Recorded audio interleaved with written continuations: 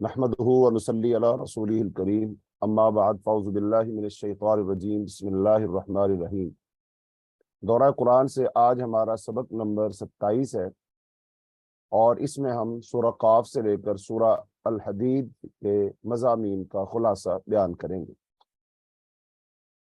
تو یہ بھی تقریباً مکی ہی صورتیں ہیں اور مکی صورتوں کے جو مضامین ہیں ان کے اندر بھی وہی بیان کیے جائیں گے۔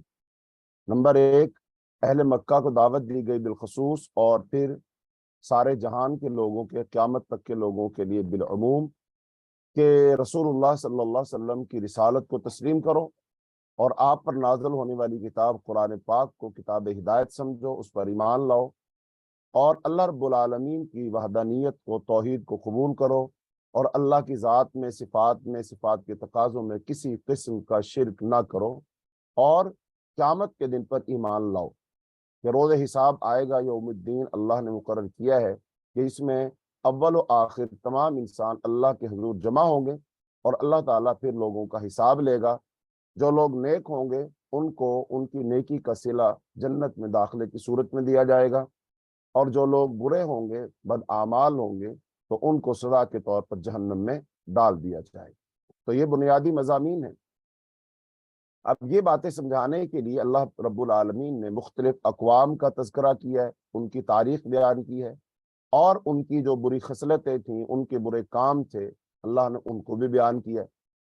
بعض قوموں نے انبیاء کی تضحیک کی، انبیاء کو قتل کیا، نافرمانی تو تقریباً سبھی نے کی، اور پھر ان کے اندر کچھ خاص برائیاں پائی جاتی تھیں، جیسے قوم لوط میں لواطت کی کا گناہ تھا ان کے اندر، اور ان سے پہلے یہ تاریخ انسانی میں کسی نے نہیں کیا۔ تو بہرحال ان کے ان گناہوں کی طرف بھی اشارہ ہے، اور یہ ساری چیزیں بیان کرنے کے بعد دعوت دی جا رہی ہے مشرکین مکہ کو کہ دیکھو تم سے پہلے بھی اقوام گزری ہیں، اور ان قوموں کے پاس جب اللہ کے رسول آئے تو انہوں نے رسولوں کی بات نہیں مانی، تو لہٰذا اللہ تعالیٰ نے ان کو تباہ و برباد کر دیا۔ اے مکے والو، اللہ کا آخری پیغمبر حضرت محمد صلی اللہ علیہ وسلم تمہارے پاس آ چکا ہے، لہذا ان کی اتباع کرو، ان کی اطاعت اور فرمانبرداری کرو تاکہ تم اللہ کے عذاب سے بچ سکو۔ تو سورہ قاف سے ہمارے سبق کا آغاز ہوگا۔ سورہ قاف یہ مکی صورت ہے اور اس کی 45 آیات ہیں، اور اس کا مرکزی مضمون یہ ہے کہ منکرین آخرت اور منکرین رسالت محمدی صلی اللہ علیہ وسلم، یعنی مشرکین مکہ کی قیادت کے لیے آخرت کی عقلی دلیلیں اور تاریخ تکذیب رسالت سے استدلال، اور رسول اللہ صلی اللہ علیہ وسلم کو صبر، تسبیح، حمد، نماز کے ساتھ احوال دوزخ و جنت سے تذکیر بالقرآن کا فریضہ انجام دیتے رہنے کی ہدایت کی گئی ہے۔ سورہ قاف کی کچھ فضائل ہیں، جیسا کہ صحیح مسلم کی روایت میں ہے کہ عیدین، جمعہ اور مغرب کی نمازوں میں رسول اللہ صلی اللہ علیہ وسلم اس سورت کی تلاوت کیا کرتے تھے۔ حضرت عمر نے حضرت ابو واقد اللیثی سے پوچھا کہ رسول اللہ صلی اللہ علیہ وسلم عیدین کی نمازوں میں کون سی سورتیں پڑھا کرتے تھے؟ تو انہوں نے جواب دیا، کان یقرأ فیہما والقرآن، قرآن مجید، اور اقتربت الساعہ وانشق القمر، یعنی سورہ قاف، سورہ قمر کی تلاوت فرمایا کرتے تھے۔ رسول اللہ صلی اللہ علیہ وسلم فجر کی نماز میں بھی اکثر سورہ قاف تلاوت فرماتے تھے تاکہ یہ زبان زد عام و خاص ہو جائے۔ حضرت قطبہ بن مالک سے روایت ہے کہ انہوں نے فجر کی نماز میں نبی کریم صلی اللہ علیہ وسلم کو سورہ قاف پڑھتے سنا۔ یہ صحیح مسلم کی روایت ہے۔ اور حضرت جابر بن عبداللہ سے روایت ہے کہ آپ صلی اللہ علیہ وسلم مغرب کی نماز میں بھی سورہ قاف اور اسی طرح کی صورتیں پڑھا کرتے تھے۔ یہ بھی صحیح مسلم کی روایت ہے۔ تو اس سے پتہ چلا اس صورت کو نبی صلی اللہ علیہ وسلم اکثر و بیشتر اس کی تلاوت فرمایا کرتے تھے۔ تو یہ جو صورت ہے، پچھلی 3 صورتیں مدنی تھیں، سورہ محمد، سورہ فتح اور سورہ حجرات۔ اب یہاں سورہ قاف سے 7 مکی صورتیں آ رہی ہیں۔ ان تمام کا موضوع وہی ہے جو مکی صورتوں کا موضوع ہے، احوال آخرت اور امکان آخرت کے دلائل پر مشتمل ہے۔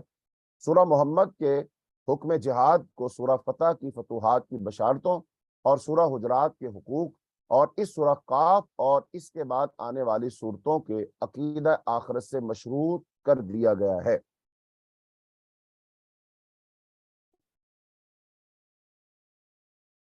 سورہ قاف میں مشرک قیادت کے اوصاف بیان کیے گئے۔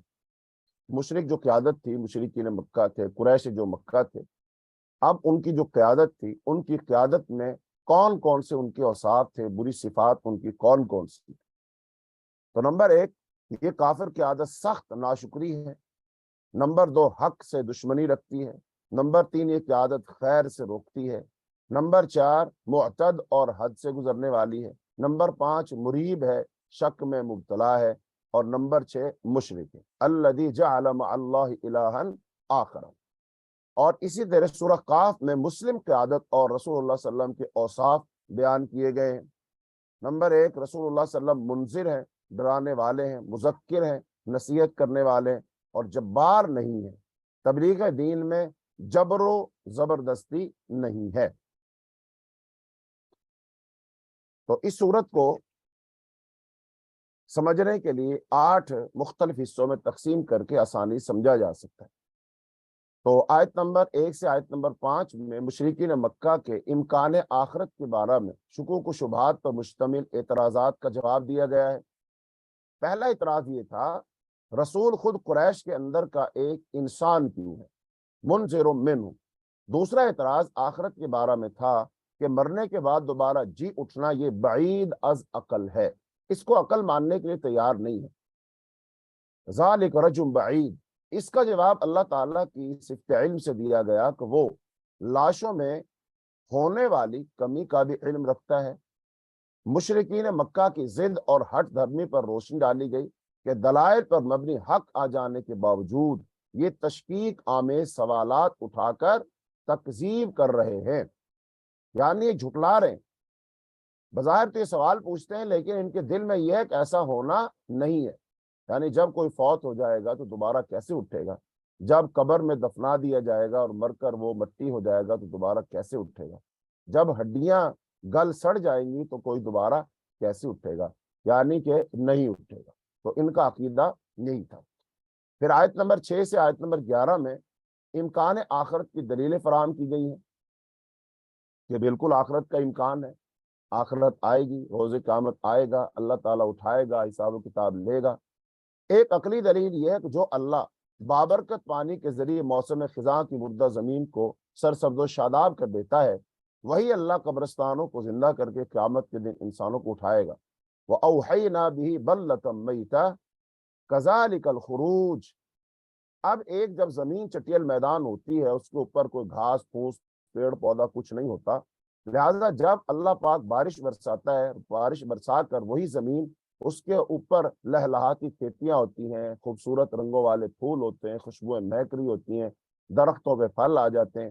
اب کوئی پوچھے بتاؤ یہ جو چٹیل میدان تھا، بنجر زمین تھی، یہ کیسے زرخیز ہو گئی، اس کے اوپر یہ ہریالی کہاں سے آ گئی، یہ پیڑ پودے کہاں سے آ گئے؟ تو اس کا مطلب جیسے اللہ تعالیٰ اس بنجر مردہ زمین سے پیڑ پودے، انگوریاں اور گھاس پھوس اگا سکتا ہے، ویسے ہی زمین سے اللہ تعالیٰ انسانوں کو زندہ کر دے گا۔ کذالک الخروج، ایسے لوگ اپنی قبروں سے نکلیں گے۔ تو یہ اللہ کے لیے کوئی مشکل نہیں ہے۔ اب انسان اپنی عقل کے مطابق سوچتا ہے اور وہ سمجھتا ہے جیسے ہم کچھ کاموں کو نہیں کر سکتے تو نعوذ باللہ اللہ بھی نہیں کر سکے گا۔ نہیں بھائی، اللہ کا اور انسان کا کیا موازنہ ہے؟ اللہ رب العالمین وہ مالک الملک ہے، الہ ہے، معبود ہے، خالق کل شیء، ان اللہ علی کل شیء قدیر ہے، فعال لما یرید ہے، اس کے لیے کوئی مشکل نہیں، وہ تو کن کہتا ہے تو سب کچھ ہو جاتا ہے۔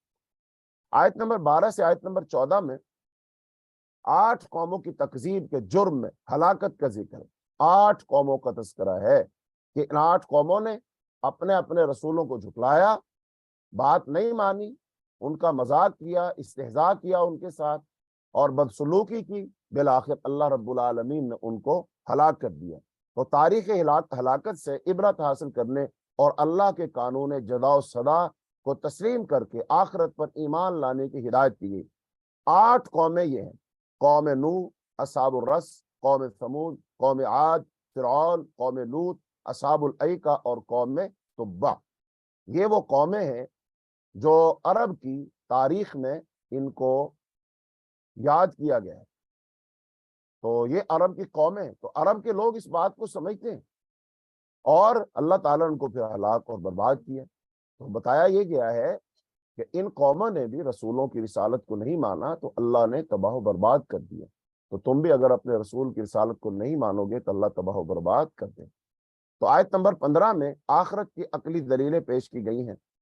تو دوسری عقلی دلیل، جو اللہ پہلی تخلیق سے عاجز نہ تھا، پہلی تخلیق کی پوری قدرت رکھتا تھا، کیا وہ دوسری تخلیق پر قادر نہیں ہو سکتا؟ پھر یہ دوسری تخلیق کے بارے میں کیوں شکوک و شبہات میں مبتلا ہے؟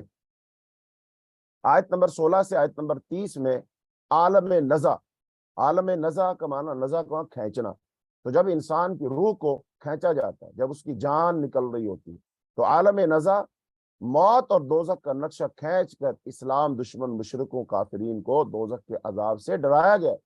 اللہ تعالیٰ ظلام، ظالم، ظلم کرنے والا نہیں ہے، اور شرک کی سزا عدل کے عین مطابق دوزخ کی آگ ہوگی۔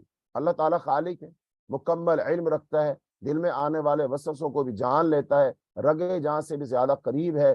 اس کے فرشتے انسان کے اعمال نوٹ کر رہے ہیں۔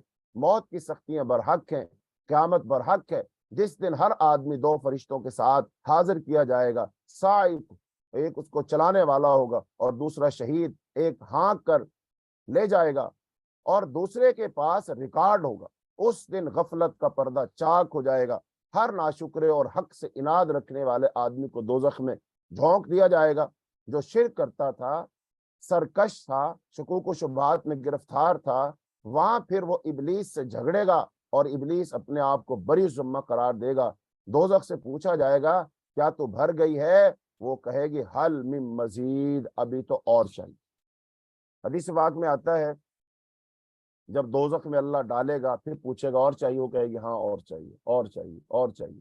جب وہ انسان ختم ہو جائیں گے پھر پوچھا جائے گا حل من مزید، اور چاہیے، وہ کہے گی اور چاہیے۔ تو پھر حدیث میں آتا ہے اللہ رب العالمین اپنے قدم مبارک کی ایڑی اس میں رکھیں گے، پھر وہ کہے گی قط قط، بس بس۔ تو اس کا مطلب ہے جہنم کا بھی ثبوت ہے، اور جہنم میں جانے والے لوگوں کا بھی ثبوت ہے، اور پھر فرشتوں کا بھی ثبوت آ گیا، اور قبر سے نکلنے کا بھی آ گیا، اور فرشتے پھر اس کو ہانک کر میدان محشر میں لے کر جائیں گے، اس کا ثبوت بھی آ گیا، اور فرشتے لکھ رہے ہیں، ریکارڈ بنا رہے ہیں، تو اس کا ثبوت بھی اس کے اندر آ گیا۔ اور اللہ نے فرمایا نحن اقرب الیہ من حبل الورید، ہم ان کی رگ جان سے بھی، شاہ رگ سے بھی زیادہ ان کے قریب ہیں۔ آیت نمبر 31 سے آیت نمبر 35 میں قلب منیب رکھنے والے متقین اور خاشعین کے لیے جنت میں اجر و ثواب کی تفصیل بیان کی گئی، یعنی جہاں جو سرکش باغی ہیں ان کے لیے جہنم اور جہنم کا عذاب اور جہنم کے گرم پانی، اس کا تذکرہ ہے۔ وہاں پر جو اللہ رب العالمین کے فرما بردار بندے ہیں، ڈرنے والے لوگ، اطاعت فرما برداری کرنے والے، ان کے لیے اللہ پاک نے انعامات اور جنت کے نقشے بھی کھینچے ہیں۔ متقین اوابین، غیب پر ایمان لانے والے اور قلب منیب رکھنے والے جنت میں داخل کیے جائیں گے۔ ان کے لیے ہر وہ چیز ہوگی جو وہ چاہیں گے، اور اس کے علاوہ بھی بہت کچھ ہوگا۔ وَلَدَيْنَا مزید۔ پھر آیت نمبر 36 سے 38 میں تاریخ ہلاکت اور قدرت تخلیق سے ہر اس شخص کو عبرت حاصل کرنے کی نصیحت کی گئی جو دل اور کان رکھتا ہے، یعنی جو ذرا سی بھی عقل اور سمجھ بوجھ رکھتا ہے، اس کو نصیحت کی گئی ہے۔ اور اللہ تعالیٰ کی قدرت سے استدلال بھی ہے۔ قریش کو دھمکایا گیا کہ یہ کیا چیزیں ہیں، اللہ نے ان سے زیادہ طاقتور لوگ ہلاک کر کے ان کو رکھ دیا۔ ہم اشد منہم بطشا، انہیں قرآن سے نصیحت حاصل کرنا چاہیے، لیکن نصیحت صرف دل والے ہی حاصل کر سکتے ہیں۔ پھر آیت نمبر 39 سے 45 میں رسول اللہ صلی اللہ علیہ وسلم کو الزامات اور اذیت رسانیوں پر صبر اور نماز کی ہدایت کی گئی۔ قیامت کا نقشہ کھینچا گیا کہ وہ ایک دھماکہ کی آواز سنیں گے اور قبروں سے نکل پڑیں گے۔ قیامت کو برپا کرنا اللہ کے لیے بہت آسان ہے، اس بارے میں شک نہ کیا جائے۔ رسول اللہ صلی اللہ علیہ وسلم کو تسلی دیتے ہوئے یہ بات سمجھائی گئی کہ دعوت کو جبری طور پر مسلط نہیں کیا جا سکتا۔ آخر میں قرآن کے ذریعے تذکیر جاری رکھنے کا حکم دیا گیا، وَذَكِّرْ بِالْقُرْآنِ مَن يَخَافُ وَعِيدٍ۔ تو لہذا سورت کا مرکزی مضمون ثابت ہوا کہ منکرین آخرت اور منکرین رسالت قیادت کے لیے آخرت کی عقلی دلیلیں فراہم کر کے شکوک و شبہات دور کر دیے گئے۔ تاریخ تکذیب سے، جھٹلانے والوں کی تاریخ سے خبردار کیا گیا ہے۔ اس لیے صبر، تسبیح، حمد، نماز کے ساتھ احوال دوزخ اور جنت سے تذکیر بالقرآن کا فریضہ انجام دیتے رہنا چاہیے، کہ قرآن کے ذریعے سے ان کو نصیحت کرتے رہنا چاہیے، کیونکہ قرآن پاک ہدایت بھی ہے، قرآن پاک بہت بڑی نصیحت بھی ہے۔ تو لہذا قرآن پاک کو جو شخص خود سمجھ کر پڑھے گا اس کو ہدایت بھی ملے گی، نصیحت بھی ملے گی، اور جو خود نہیں پڑھتے ان کو پڑھ کر سنائی جائے تو انہیں ہدایت بھی نصیب ہوگی اور نصیحت بھی ملے گی۔ آگے سورہ زاریات ہے، مکی صورت ہے، 60 آیات ہیں، اور مرکزی مضمون یہ ہے وَإِنَّ الدِّينَ لَوَاقِعٌ، جزا و سزا قیامت واقع ہو کر رہے گی۔ قرآنی دلائل پر غور کر کے قیامت پر ایمان لاؤ۔ پچھلی سورہ قاف میں آخرت کی جزا و سزا اور قیامت کو ثابت کرنے کے لیے عقلی دلیلیں دی گئی تھی۔ یہاں اس سورہ زاریات میں آفاقی، ارضی، آسمانی، انفسی، تاریخی اور عقلی دلیلوں سے امکان قیامت کو ثابت کیا گیا ہے۔ اگر یہ کہا جائے کہ یہ سورت بنیادی طور پر صرف دلائل ہی پر مبنی ہے تو یہ بیجا نہیں ہوگا۔ پچھلی سورہ قاف میں کہا گیا فذکر بالقرآن من یخاف وعید، یہاں سورہ زاریات میں فرمایا وذکر فإن الذکریٰ تنفع المؤمنین، کہ آپ نصیحت کریں، نصیحت مومنین کو فائدہ دیتی ہے۔ تو سورہ زاریات میں وذکر فإن الذکریٰ تنفع المؤمنین کا حکم دیا گیا ہے۔ لیکن اب نصیحت بھی کون حاصل کرتا ہے؟ نصیحت بھی وہی شخص حاصل کرتا ہے جو جس کا ضمیر زندہ ہو، جس نے اندر سے اپنے ضمیر کو، اپنے دل کو، اپنی روح کو مسخ نہ کر دیا، پھر تو وہ نصیحت حاصل کرتا ہے۔ بالکل ایسے ہی جیسے کوئی شخص کسی گھر میں موجود ہو، اور گھر میں اگر موجود ہے اس کو آواز دی جائے تو آواز سنتا ہے اور باہر آتا ہے، لیکن اگر کوئی شخص گھر کے اندر موجود ہو لیکن وہ جناب نشہ کر کے، شراب پی کر کے وہ پڑا ہوا مدہوش ہے، وہ بے ہوش ہے، اب باہر کھڑا شخص اس کو جتنا بھی بلائے، آواز دے، وہ اس کی آواز نہیں سنے گا، وہ نہیں آئے گا، کیونکہ وہ تو مدہوش ہے، اس پر تو نشہ طاری ہے۔ بالکل ایسے ہی انسان کے اندر جو انسان کی روح ہے، انسان کا جو ضمیر ہے، قلب سلیم ہے، اب اگر وہ بیدار ہے تو باہر سے قرآن سنایا جائے گا، نصیحت کی جائے گی، خطاب کیا جائے گا، تو وہ چونکہ اندر سے بیدار ہے تو اس بات کو سنے گا، اور اس کے اندر ڈر بھی پیدا ہوگا، خوف بھی پیدا ہوگا، اس کو بشارت بھی ملے گی، تذکیر اور نصیحت بھی حاصل ہوگی۔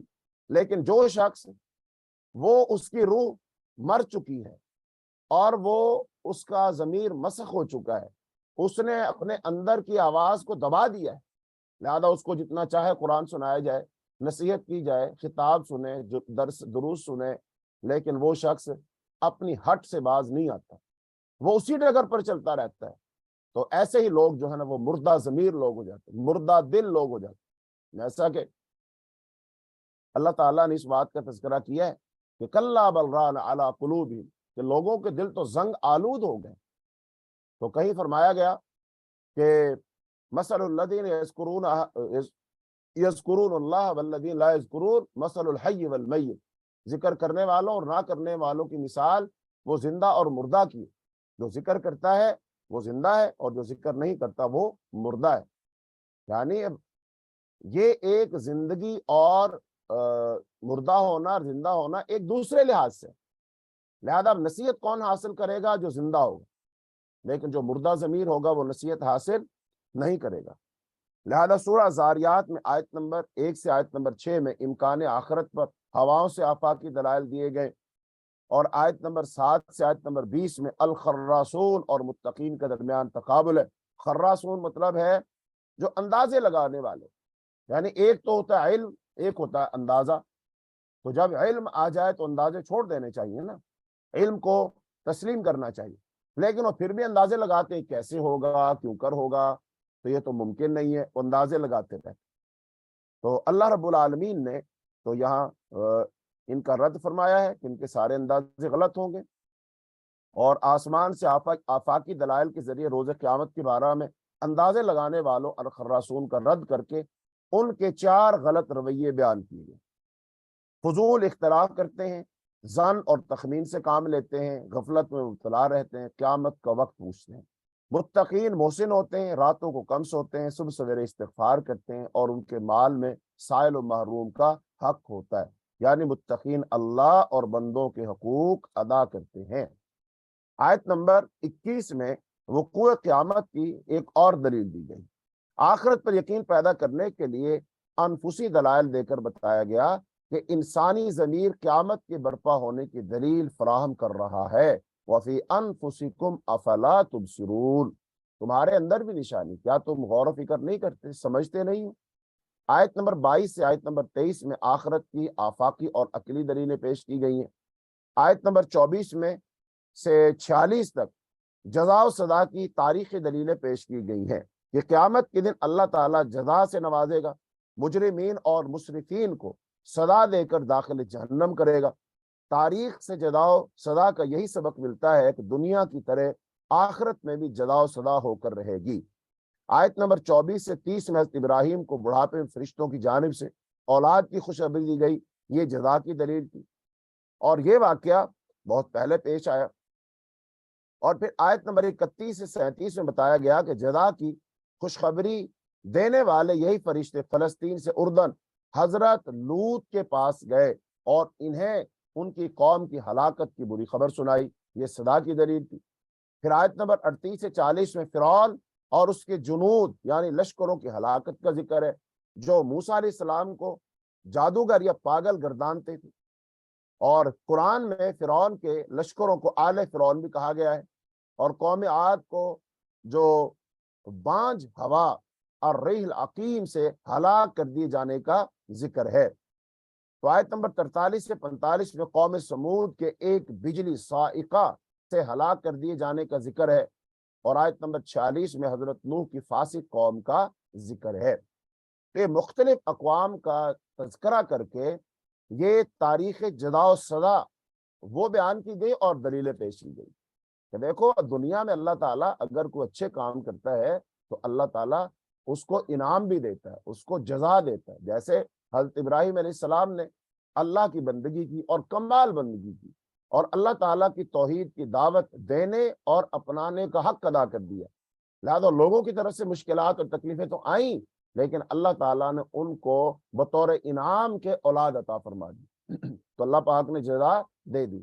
اور باقی جو اقوام ہیں جن کا تذکرہ ہوا ہے، انہوں نے اللہ تعالیٰ کی بات نہیں مانی تو ان کو اللہ پاک نے سزا دی، تو لہذا اللہ تعالیٰ سزا بھی دیتا ہے۔ تو جزا اور سزا اللہ دونوں دینے کا اختیار رکھتا ہے، لہذا جو جس کا مستحق ہوگا اس کو وہی کچھ مل جائے گا۔ آگے آیت نمبر 47 سے 39 میں امکان آخرت کی ایک عقلی دلیل پیش کی گئی، اور پھر آیت نمبر 50 سے آیت نمبر 57 میں دعوت توحید و رسالت پیش کر کے شرک الہً آخر کی ممانعت کی گئی ہے۔ بیان کیا گیا کہ انبیاء ڈرانے والے نذیر بن کر آئے، لیکن لوگوں نے انہیں ساحر اور مجنون کہہ کر ان کی دعوت کو ٹھکرا دیا۔ داعی اور مبلغ کو ہدایات دے کر آداب دعوت بیان کیے گئے، اور جن و انس کی تخلیق کا مقصد صرف عبادت الہی بیان کیا گیا، یعنی اللہ کی عبادت و اطاعت۔ وما خلقت الجن والانس الا لیعبدون، کہ نہیں پیدا کیا ہم نے جنوں کو اور انسانوں کو صرف اپنی عبادت کے لیے۔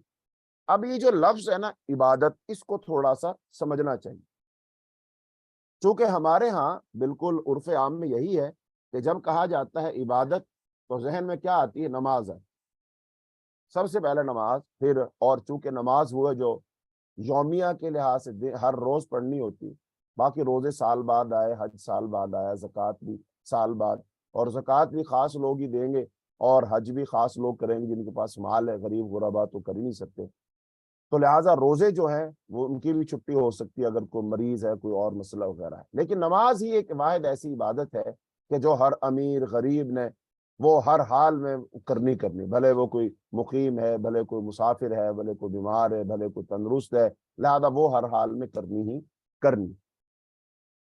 لیکن جب ہم عبادت کا لفظ بولتے ہیں تو عبادت میں صرف پھر ہمارے سامنے یہ عبادت نماز کا تصور ذہن میں آتا ہے، حالانکہ یہ تصور بہت محدود ہے، شاید اسی وجہ سے ہم پورے طریقے سے اللہ کے حکموں پر عمل نہیں کر سکتے۔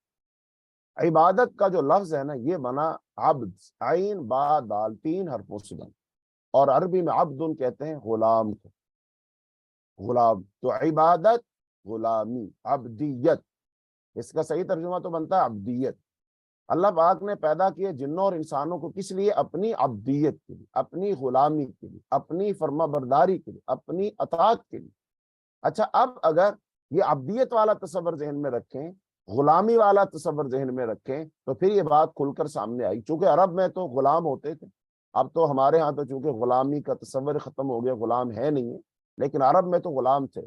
مثال کے طور پر حضرت بلال رضی اللہ تعالیٰ عنہ غلام تھے۔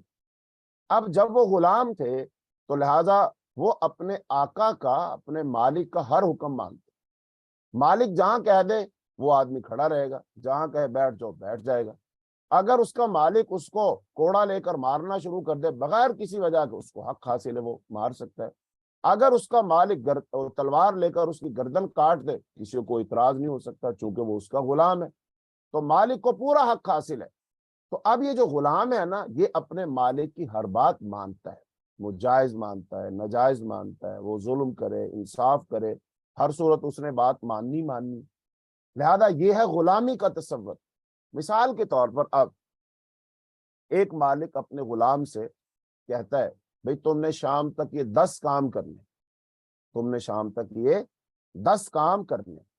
اچھا اب شام کو اس کا مالک اس سے پوچھے ہاں بھئی کتنے کام کیے، تو وہ کہے جناب 1 کام کیے، تو مالک خوش ہوگا ناراض ہوگا؟ یقیناً ناراض ہوگا۔ وہ کہے گا تم نے 1 کام کیا ہے، باقی 9 کس نے کرنے؟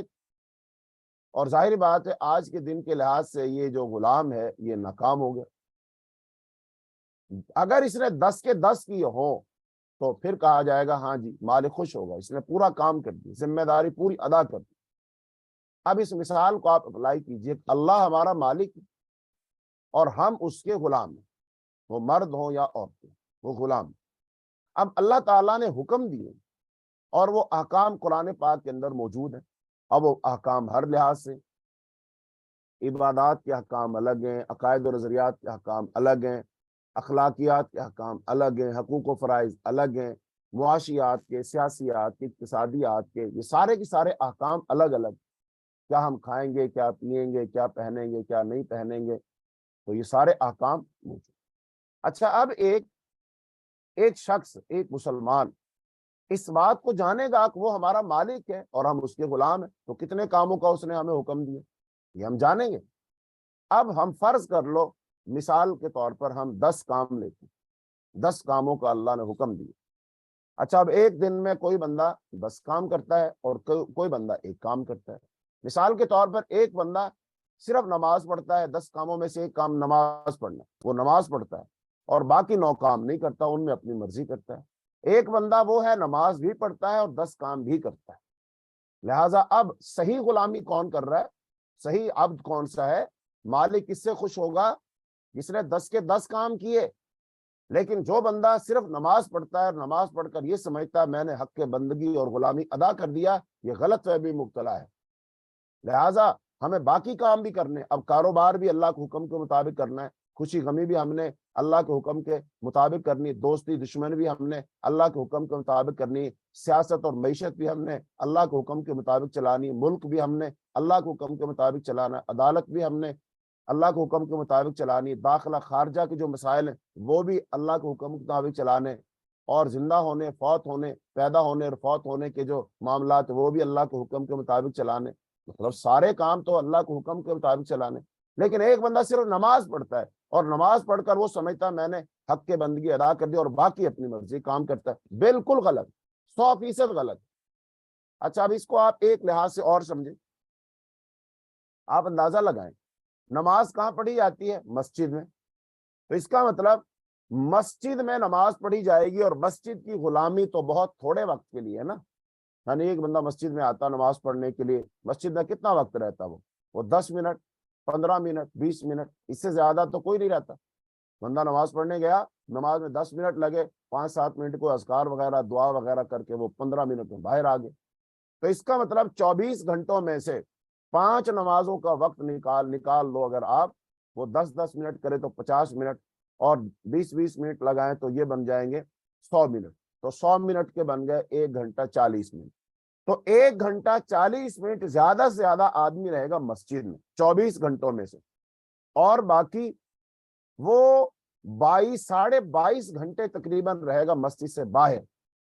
अच्छा, मस्जिद में उसने करनी सिर्फ एक इबादत नमाज, और बाकी जिंदगी के सारे मामला का है मस्जिद से बाहर। तो बताइए इसको मस्जिद में हक के बंदगी और गुलामी अदा करनी है कि मस्जिद से बाहर? क्योंकि सारे मामला तो मस्जिद से बाहर है, और मस्जिद के अंदर तो सिर्फ और सिर्फ नमाज है।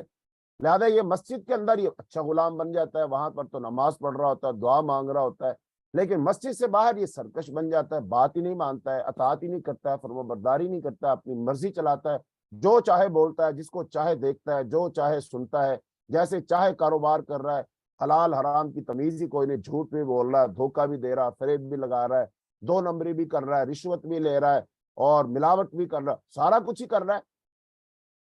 लिहाजा अब अगर ये शख्स साल में रोजे भी रख ले तो क्या फर्क पड़ता है, अगर ये हज करने भी चला जाए तो क्या फर्क पड़ता है, क्योंकि ये तो सिर्फ इबादत चंद काम कर रहा है, उनमें तो बंदगी कर रहा है, और बाकी सब कामों में नाफरमानी कर रहा है, सरकशी कर रहा है, बगावत कर रहा है।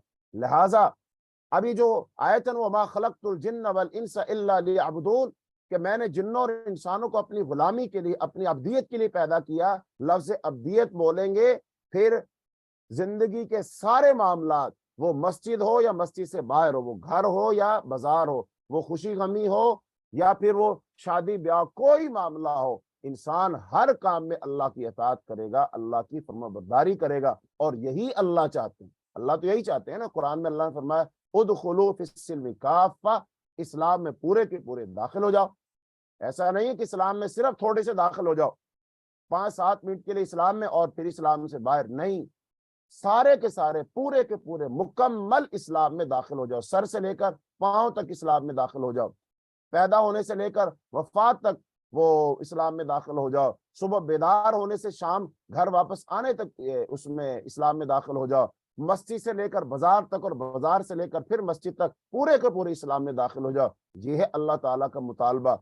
ये जुज़वी इस्लाम कबूल कर लेना, इस्लाम में से चीजें चुन लेना कि ये तो मुझे पसंद है, ये पसंद नहीं है, ऐसे तो कर सकता हूँ, ऐसे नहीं कर सकता, ये तो मुझे अच्छा लगता है, ये मुझे अच्छा नहीं लगता, ये हमें इख्तियार नहीं दिया गया, हम तो गुलाम हैं, हम तो अब्द हैं, हमने तो अल्लाह की बात अताअत फरमाबरदारी ये करनी है पूरी। तो लिहाजा अल्लाह ने जिन्नों और इंसानों की फरमाया वमा खलक़तुल जिन्ना वल इंसा इल्ला लियअबुदून, कि अल्लाह ने जिन्नों और इंसानों को अपनी अब्दियत के लिए, अपनी बंदगी और गुलामी के लिए पैदा किया है। आखिरी आयत में, आयत नंबर 59, आयत नंबर 60 में अकली दलीलें पेश की गई हैं कि अक्ल इंसानी इस बात का तकाजा करती है कि जालिम को जुल्म की सजा देने के लिए आखिरत बर्पा होनी चाहिए ताकि वहां अदालत इंसाफ कायम हो। लिहाजा सूरत का मरकजी मजमून यही था कि जदा सदा क़यामत वाक़ होकर रहेगी, व इन्न दीन लवाक़िअ। लिहाजा कुरान के आफाकी, अनफुसी, तारीखी और अकली दलाइल पर गौर करके रोज़ क़यामत पर ईमान लाना चाहिए, और रसूलुल्लाह सल्लल्लाहु अलैहि वसल्लम को रसूल मान कर उनकी दावत तौहीद पर भी ईमान लाना चाहिए। आगे सूरत तूर है, मक्की सूरत है, 49 आयात है, मरकजी मजमून यह है इन्ना अज़ाब रब्बिका लवाक़िअ। मुकज़्ज़िबीन, झुटलाने वाले, क़यामत के झुटलाने वालों के लिए अज़ाब वाक़िअ होकर रहेगा। तो सूरह तूर में पे दर पे सवालात के उसलूब के जरिए इंसानी ज़मीर को बेदार किया जाए ताकि वो आखिरत और क़यामत का कायल हो सके। सवालात किए गए, ज्यादा सवालिया अंदाज है, इस्तिफामिया अंदाज है। तो बाद दफा इंसान किसी की बात नहीं सुन रहा होता, समझ नहीं पा रहा होता, लेकिन उससे सवाल किया जाए तो फिर उसको जवाब देना होता है।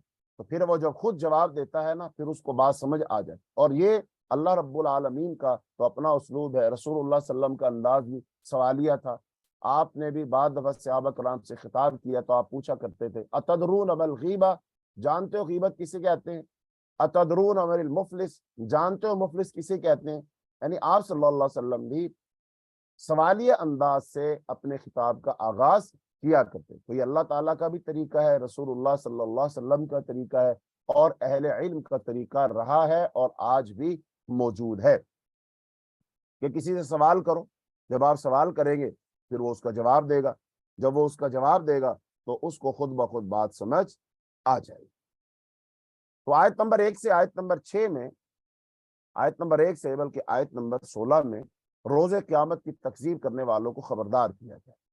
जदा और सदा के नकली दलाइल, नकली दलाइल क्या होते हैं? जिनको नकल किया जाता है। अकली दलाइल वो होते हैं जिनसे इंसान सोचता समझता है। इल्म भी दो किस्म का होता है, अकली इल्म और नकली इल्म। जो कुरान और हदीस है ये नकली इल्म है। नकली इल्म से मुराद जैसे हमारे असली और नकली चीजें नहीं, जाली मुराद नहीं है। नकली इल्म उसको कहते हैं जो नकल किया जाता है।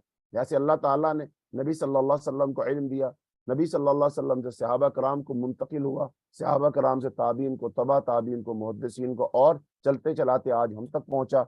और बिल्कुल ऐसे हमसे आगे लोगों और क़यामत तक की सिलसिला, इसको कहते हैं नकली इल्म। अकली इल्म कौन सा है? जो इंसान अपनी अकल से सोचता है, जिसको इंसान दरियाफ्त करता है, ईजाद करता है, वो होता है अकली इल्म। तो जाहिर बात है पहले लोगों ने एक चीज पर गौर फिक्र नहीं किया तो उनके पास वो इल्म नहीं था। जैसे आज ये मोबाइल का इल्म है, कंप्यूटर का इल्म है, और जदीद इलाज के जो मशीनें हैं उनका इल्म है, ये जदीद ज़राए मवासलात हैं इनका इल्म है, और बहुत सारी चीजें। तो ये अकली इल्म है, चूंकि ये लोगों ने गौर फिक्र करके ईजाद की है। तो बहरहाल रोजे क़यामत की तकज़ीब करने वालों को खबरदार किया गया। कोहे तूर और इस पर दी जाने वाली तालीमात वही से वो पेश किए गए जदा सदा के नकली दलाइल, जदा सदा के आफाकी दलाइल, बैत मामूर, आसमान की ऊंची छत और मौजन समुंदर से मुहैया किए गए। मुशरिकीन को खबरदार किया गया है कि वो इन कुरानी दलाइल के बारे में संजीदगी से गौर करें, इस कुरान को सिहर यानी जादू कहकर ना टालें। ये कोई जादू नहीं, ये अल्लाह का कलाम है जो हजरत मोहम्मद सल्लल्लाहु अलैहि वसल्लम पर नाजिल हो रहा है और आप मिन्नो अन लोगों तक पहुंचा रहे। यानी कलाम तो अल्लाह का है और अल्लाह अपने बंदों तक पहुंचाना चाह रहा है। तो हजरत मोहम्मद सल्लल्लाहु अलैहि वसल्लम तो बीच में एक जरिया है, वास्ता है। ये जादू नहीं, ये अल्लाह का कलाम है। फिर आयत नंबर 17 से आयत नंबर 28 में मुकज्जिबीन के मुकाबला मुत्तकीन का जिक्र है। मुकज्जिबीन झुटलाने वाले और मुसद्दिकीन तस्दीक करने वाले। मुकज्जिबीन की जिद मुसद्दिकीन है, यानी वो लोग जो क़यामत की तस्दीक करने के बाद तकवा की जिंदगी गुजारते हैं, वही मुत्तकीन है। उनके लिए उखरवी इनामात और इकरामात और उनके लिए जन्नत और उसकी तस्वीर पेश की गई है कि जन्नत में क्या कुछ होगा। फिर आयत नंबर 29 से आयत नंबर 43 में रसूलुल्लाह सल्लल्लाहु अलैहि वसल्लम को इल्जामात के माहौल में भी कुरान की तज़कीर का हुक्म है। तज़कीर वही नसीहत। तो आप सल्लल्लाहु अलैहि वसल्लम को तज़कीर और नसीहत जारी करने का हुक्म, जारी रखने का हुक्म दिया गया कि मुनकिरीन आखिरत के सामने ऐसे सवालात रखे गए जिन पर गौर करने से उनके शकूक व शुबहात का इजाला हो सकता है। मसलन अल्लाह के वजूद को साबित करने के लिए पूछा गया, क्या ये अपने खालिक खुद है? यानी तुम खुद ब खुद बन गए हो या किसी ने बनाया है? तुम खालिक हो या मखलूक हो? तो सवाल किया गया। इन्हें मखलूक साबित करने के लिए पूछा गया, क्या उन्होंने जमीन और आसमान को पैदा किया?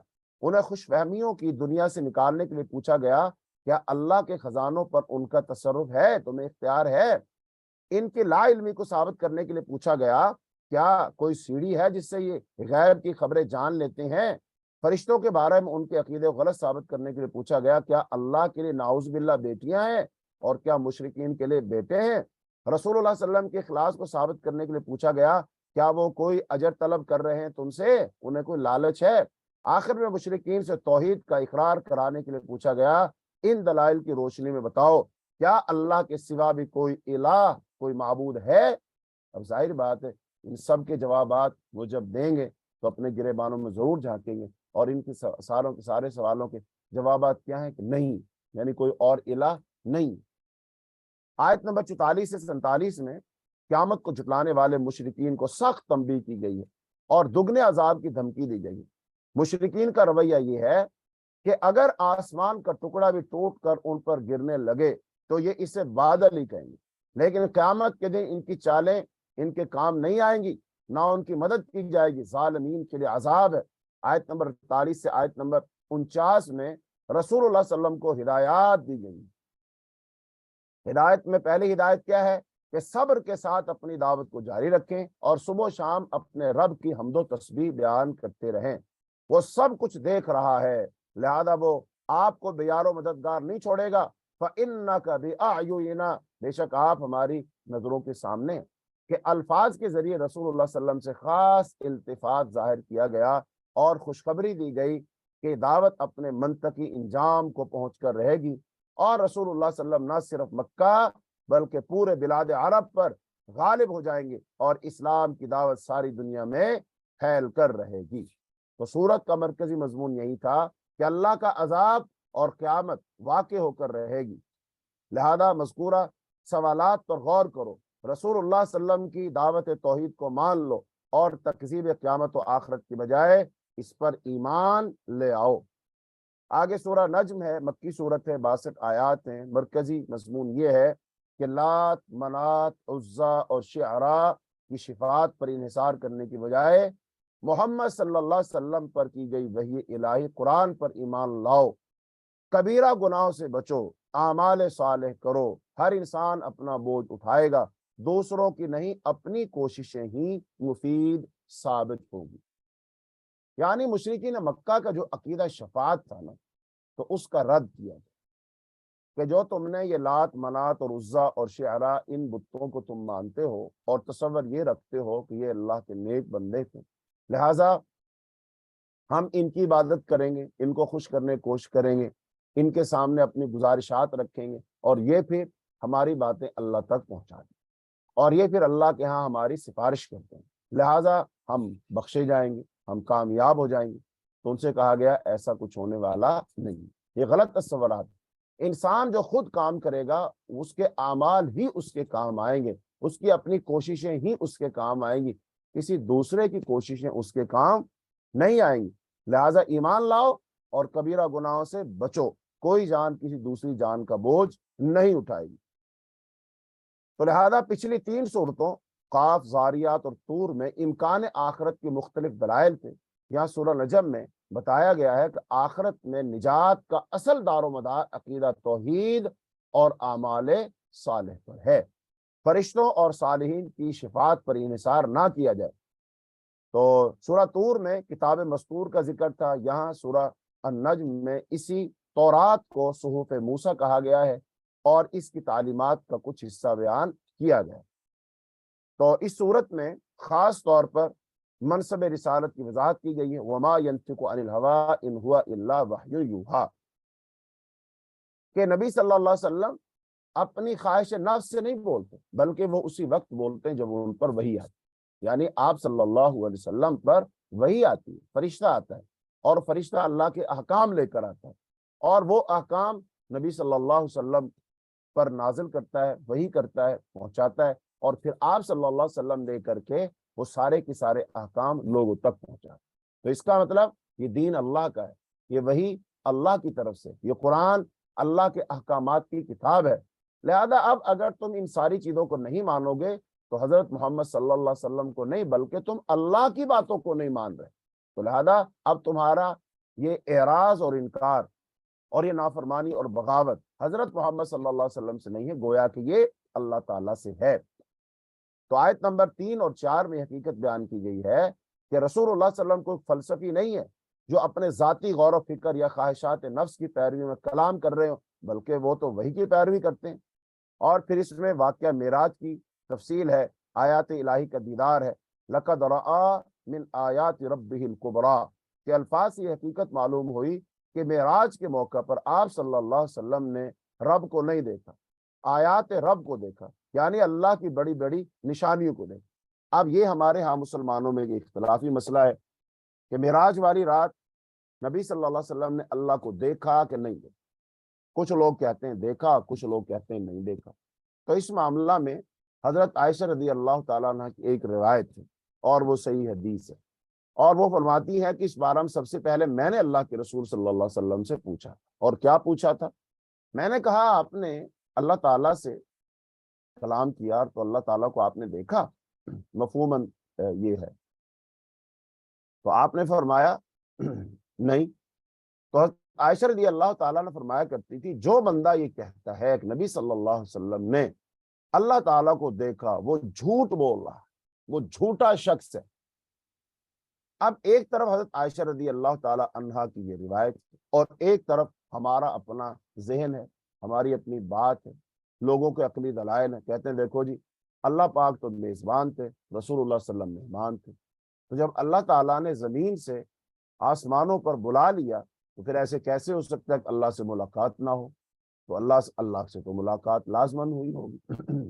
اچھا، اب یہ عقلی دلیل ہے، اس کا ثبوت کیا ہے ملاقات ہوئی ہوگی؟ یہ اللہ کی مرضی ہے، اللہ ملاقات کروائے نہ کروائے۔ تو نبی صلی اللہ علیہ وسلم پوچھا گیا تو آپ نے فرمایا اللہ تو نور ہے، اسے کیسے دیکھا جا سکتا ہے؟ باقی اب یہ جو دیکھی ہیں، کیا دیکھی حضور پاک نے؟ نشانیاں دیکھی۔ تو نشانیاں تو آپ نے دیکھی، سدرۃ المنتہا کو دیکھا ہے، جبریل علیہ السلام کو دیکھا ہے، جنت جہنم کا مشاہدہ کیا ہے اور جہنمیوں کا مشاہدہ کیا ہے۔ تو یہ تو نشانیاں آپ نے دیکھی، لہذا یہ دیکھا ہے، اللہ کو نہیں دیکھا۔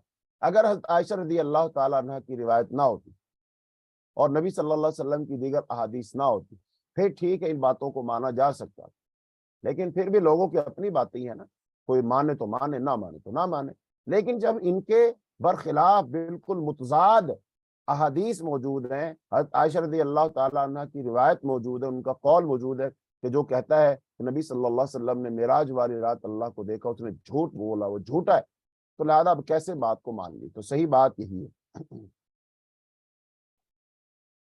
تو پھر سورہ نجم میں مشرکین مکہ کے عقیدہ شرک فی ذات کی تردید ہے۔ فرمایا الکم الذکر ولہ الانثی، کیا تم لوگوں کے لیے بیٹے ہیں اور اللہ کے لیے فرشتوں کی صورت میں بیٹیاں؟ تو بہرحال پھر آگے شفاعت کے رد کیا گیا، فرمایا کہ فرشتوں کی شفاعت کے خود ساختہ عقیدے کی تردید ہے۔ فرمایا لا تغنی شفاعتہم شیئا، فرشتوں کی شفاعت کے بارے میں مشرکین کی غلط فہمی دور کر دی گئی کہ وہ کسی کام نہ آ سکیں، فرشتے ان کے کام نہیں آئیں گے۔ پھر انسان کو وہی کچھ ملتا ہے جس کے لیے انسان کوشش کاوش کرتا ہے۔ فرمایا ام للانسان ما تمنا، کیا انسان کے لیے وہی کچھ ہوگا جس کی وہ تمنا کرے؟ اور آیت نمبر 24 کے الفاظ میں یہ بتایا گیا کہ آخرت کی کامیابی انسان کی خواہشات کے مطابق نہیں ہوگی، بلکہ آخرت تو انسان کی کوششوں کے مطابق ہوگی۔ وَأَلَّيْسَ لِلْإِنسَانِ إِلَّا مَا سَعَىٰ، انسان کو وہی کچھ ملے گا جس کے لیے وہ کوشش کرے گا، اور یہ کہ انسان کے لیے وہی کچھ ہوگا جس کی اس نے سعی اور کوشش کی ہوگی۔ پھر بخیلوں کے رویوں پر گرفت ہے، کنجوسوں کے رویوں پر وہ گرفت ہے۔ فرمایا وَأَعْطَىٰ قَلِيلًا وَأَقْدَىٰ، یہ ولید بن مغیرہ مخزومی کے بارے میں نازل ہوئی۔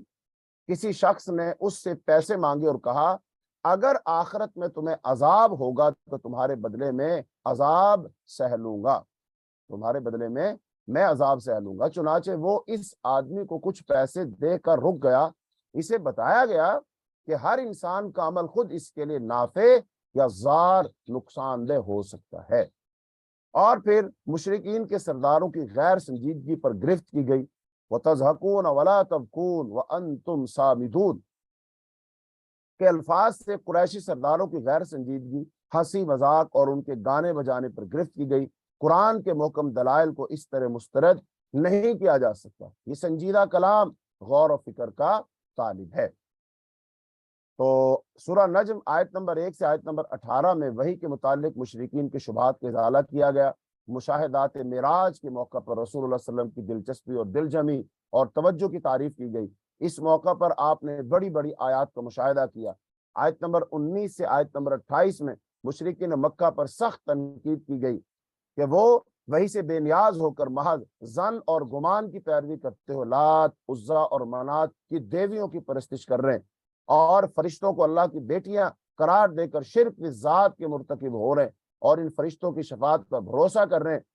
طائف میں نسب لات کا بت بنو ثقیف کا معبود تھا، یہ ایک نیک آدمی کا بت تھا جو حاجیوں کو پانی پلایا کرتا تھا۔ وادی نخلا میں نسب عزا کا بت قریش کا معبود تھا، بنو شیبان اس کے مجاور تھے۔ خدید میں نسب منات کا بت بنی خزاع کا معبود تھا۔ شعرا ایک ستارے کا نام ہے جو سورج سے زیادہ گرم ہے، یہ بھی بنی خزاع کا معبود تھا۔ تو لہذا اس کا رد کیا گیا، معبود صرف اللہ ہے، اللہ کے سوا کوئی عبادت کے لائق نہیں، کوئی معبود نہیں، اور کوئی کسی کے کام بھی نہیں آئیں گے تمہارے بت۔ آیت نمبر 29 سے آیت نمبر 35 میں رسول اللہ صلی اللہ علیہ وسلم کو ہدایات دی گئی کہ قرآن کی دعوت سے منہ موڑنے والوں سے اعراض کریں، یہ دنیا پرست ہیں۔ قیامت کی عدالت کا مقصد اچھوں کی جزا اور بروں کی سزا ہے۔